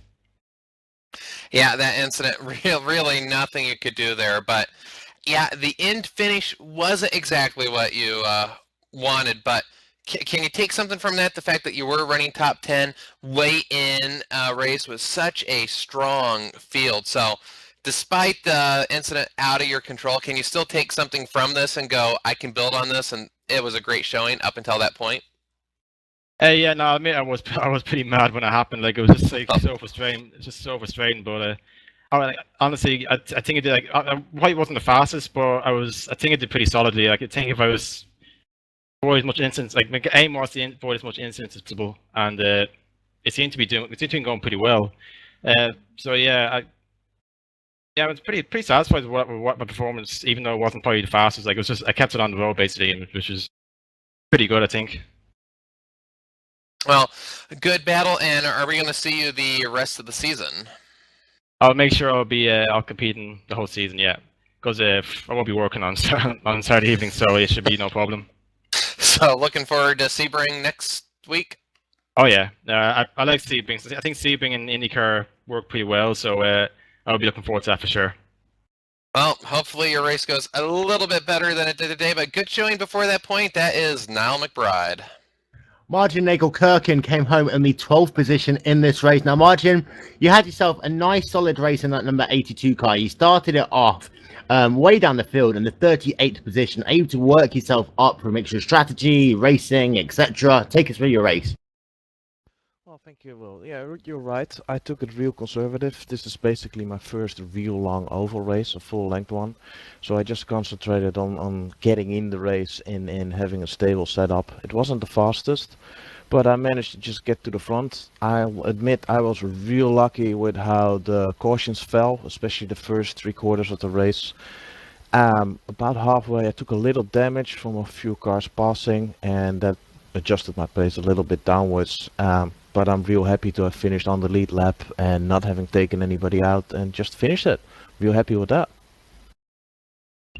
You finished the race in your first appearance in the ISOWC IndyCar Series, which gives you some good momentum. Of course, you run more solidly, arguably, on the road courses than you do on the oval side of things. How important is a good finish to really starting your campaign to get yourself a good finish in the championship? I think it's really important, especially for me, because I am actually not that confident on the road courses, and since Sebring is the next one where I have very little experience, the momentum helps just to keep going, get yourself riled up to actually go for it. And it's possible, even for a newcomer like me, so I'm looking forward to it. And you talk about, Homestead this week, Sebring next week. Two very different tracks, of course. One's an oval, one's a road course. But when we go to Sebring in 1 week's time, how difficult is that challenge going to be on a track which is now part asphalt, part concrete, very flat, and also very difficult to really get some momentum on? Yeah, I would say it's just practice. I mean, preparation and practice will get you through. Well, anyone you'd like to say thank you to before we let you go? Yes, I'd like to say thank you to the whole ISOWC series, especially for moving to this time slot. Otherwise, I wouldn't be able to make it. Being based in New Zealand, this is excellent. I can finally run with you guys with the good, well-run series. Thanks for that. No worries. Martin Nagel-Kirkin coming home in the 12th position. And now Aaron Likens has stood by with a guy who decided to want to lean over and turn some lights on. Andrew King. Hello. So, Andrew, up until that last moment that was referenced, how was your race? It was incredible. It was actually one of the most fun driving experiences I ever had. It was I started out in 34th with Brendan Lichtenberg in 33rd, and we just were trying to work our best way to get up to the front as quickly as and safely as possible. And we had a lot of momentum. We had a lot of good breaks come our way, and it was just awesome until I had a mental hiccup on that green flag pit stop, and absolutely missed my pit stall completely. I was looking further down, but I forgot that I started in 34th, so I missed my pit stop, and I thought I got lucky with that yellow flag, got knocked back, and was working my way back until I got pancaked into the wall, avoiding Randy Crossnow, and after that, well, there was the unfortunate yellow, which I stopped, not thinking I was stopping on the track. I thought I was still off the track, and I was just trying to stay out of the way of anybody else. A lot of good breaks competing because I was just about a second off the time, so it was actually more of a safety thing why I stopped. I didn't want to get into anybody's way. So a lot of cars out there. Before the couple incidents, how was the racing out there? Was it intense? Was it fun? It was really, really intense. I think just about everybody was having issues with cars pushing, and we spent a lot of time this morning just kind of tweaking the car and getting it to handle, not only up front, but also within traffic. And it was just really, you never knew exactly what was going to happen with somebody else's car, but there was some really, really great respectful racing that I saw on the track. People, would take an inch or give an inch, but nobody was really, cutting anybody else off. It was just, it was really well put together. And you did mention the pushing. We saw that a lot in 3 and 4. Didn't ask any of the other drivers this, but just how much on the edge, how much pushing was there out of 4? Was it a hold your breath every time, hope it stick type of moment? There were certainly, that would happen a lot more when you were on fresh tires and a full tank. So you would sort of, I was messing around with my weight jacker going, for most of the race I was about 10 weight jacker, positive 10, but some of those starts I'd have to be up by 15 just to make sure that my front end was sticking. Well, Andrew King, are we going to see you on the road courses? Oh, that is a very good question. I'm more of a road car, for the GT3 series. I've run the rough, and I've tried the IndyCar, and my brain just can't compute it. So I might have to pull an Ed Carpenter and stick with ovals only. That is unbelievable. It's unbelievable. Well, whenever we do see you next, good luck. That is Andrew King. Randy Crosnow, there's only one way I can really start this interview with you. How Randy disappointed are you? Oh, it's Randy Freeman. It's not Randy Crosnow. Yeah. Hello, Yes. Randy Freeman. Good. How you doing? I'm not too bad. Yourself? Good. I had a good day. Started dead last in 43rd. Wound up 10th. Way better than I expected. I didn't qualify because I basically showed up an hour early with a fixed set and went to work changing some aero. So I basically raced a fixed set, kept working on it through all the pit stops. Got caught twice in the pits under yellow and went a lap down 2 times. So that's why I made the comment, I love the lucky dog, because I got a wave around once and a lucky dog once, put me back on the lead lap. But yeah, I worked my way through traffic, had a good day. Now, 33 positions in the course of a 400-mile race still takes a lot of taking what is a very physical racetrack as well. How tough was it working yourself through that mid-pack? Well, it was up and down. I moved up to a 19th once, and then I got caught in the pits again. I moved back to 26th or something. And but no, I didn't have. I kept working on the set, and it kept coming to me, and I kept gaining a little bit on. I didn't think I was that fast, but I seemed to be able to catch people pretty good. And everybody was pretty respectful. I always try to declare my passes early on. I try not to do a late minute pass, so everybody knew I was there. Everybody gave plenty of room, so it was fun. It was a lot of fun, and thanks for putting it on. And after the finish that you've hit here today to get yourself a top 10 finish in the first round of the 2014 ISOWC IndyCar Series, what sort of momentum does this give you moving forward throughout the rest of the campaign? Because normally we generally only see you at Indy. Are you looking forward to run a full season here? Yeah, I am looking forward to running, maybe not, as many as I can. Let's put it that way with work schedules and everything else. As you say, normally I've kind of dropped out and only been racing the big races. And once again, when you're a solo working on this by yourself, it's hard to keep up. So. But I've decided I want to try to learn some road courses, so I'm going to try to make Sebring next week. What I'm going to do is turn my audio off, take my headset off, and so I can't hear people screaming at me. Not to worry. But again, you looking forward to Sebring in 1 week's time, running on the road courses? I mean, we've got 4 road courses now coming up in a row. Yeah, I'm not very good at road courses. I'll just be in the way out there, but I'm going to do it. It's the only way to learn it is to do it, and so I kind of made a commitment in my mind that I'm just going to do it, and I'll just apologize now to everybody that I get in their way. Just it's a season-long apology right now. Well done on a top 10 finish. Randy Freeman, not Randy Crosno, so I can't ask him how disappointed he is, but Randy Freeman, well done, 10th place to him. We are waiting for one final driver. He finished in the top 5 to come and talk to us. He won't be a minute. However, really, Aaron, final thoughts from this race as far as you're concerned so far. We had a lot of cautions, but at the same time, it wasn't caution after caution after caution. We had mainly longish green flag runs, very close racing. Just seemed to be that turn 3 just killed people. Yeah, a lot different. Maybe it was the higher temperatures that we saw the pushing, but wow, these drivers had to really adapt their line. We saw lines that we don't normally see run in 3 and 4. So with that being said, it made the racing very interesting. It was a curveball of sorts. People had to drive outside their normal lines, and what that gave us was a race that had a lot of different storylines. Unfortunate that Cook and Miller got taken out early in the race, but that opened the door for some other people to make their way to the front. And in the end, we saw lots of side-by-side racing, lots of hold-your-breath moments, some wheel banging that got everybody out the other side somehow, but a very entertaining race. Key moment of the race for you? Of course, there's many to choose from. Of course, the Miller-Cook incident, the green flag, which then turned into yellow flag pit stops, and you had the last part of the race with the King leaning over to put on the light caution. Ding ding. Moment of the I have to say, Cook and Miller, if they don't get taken out, they may have finished 1-2. Definitely the moment of the race. Now, for the drivers that were still in the race, the moment of the race would be the yellow flag that came out in the middle of the pit cycle. So of those that were still in the race, that's my moment of the race. But overall, moment of the race was our 2 leaders being taken out. Don't normally see that.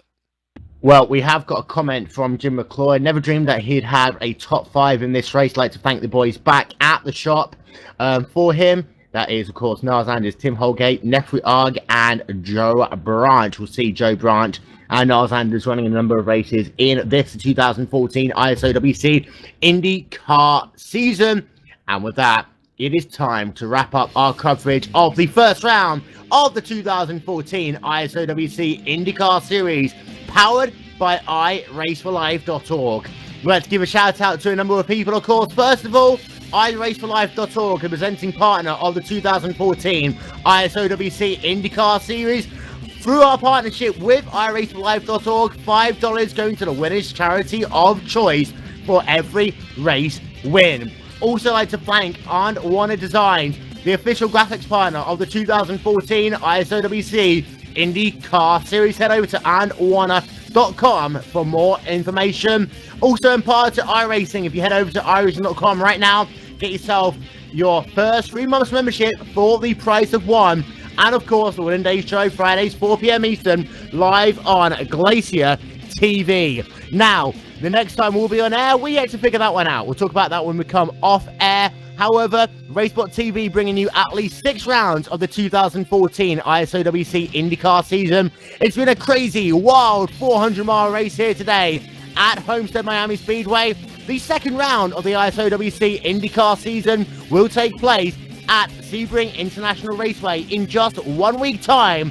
42 laps around the historic airport track, and that will take place in just 1 week's time. Until then, apparently it's going to be live as well. So it will be live on RaceSpotTV at 6 p.m. GMT, 2 p.m. Eastern Time. For myself, Will Vincent, from Aaron Likens, and from Hugo Luis on camera, we'll see you all next week for iRacing Super Saturday. We'll see you all next time. Bye-bye.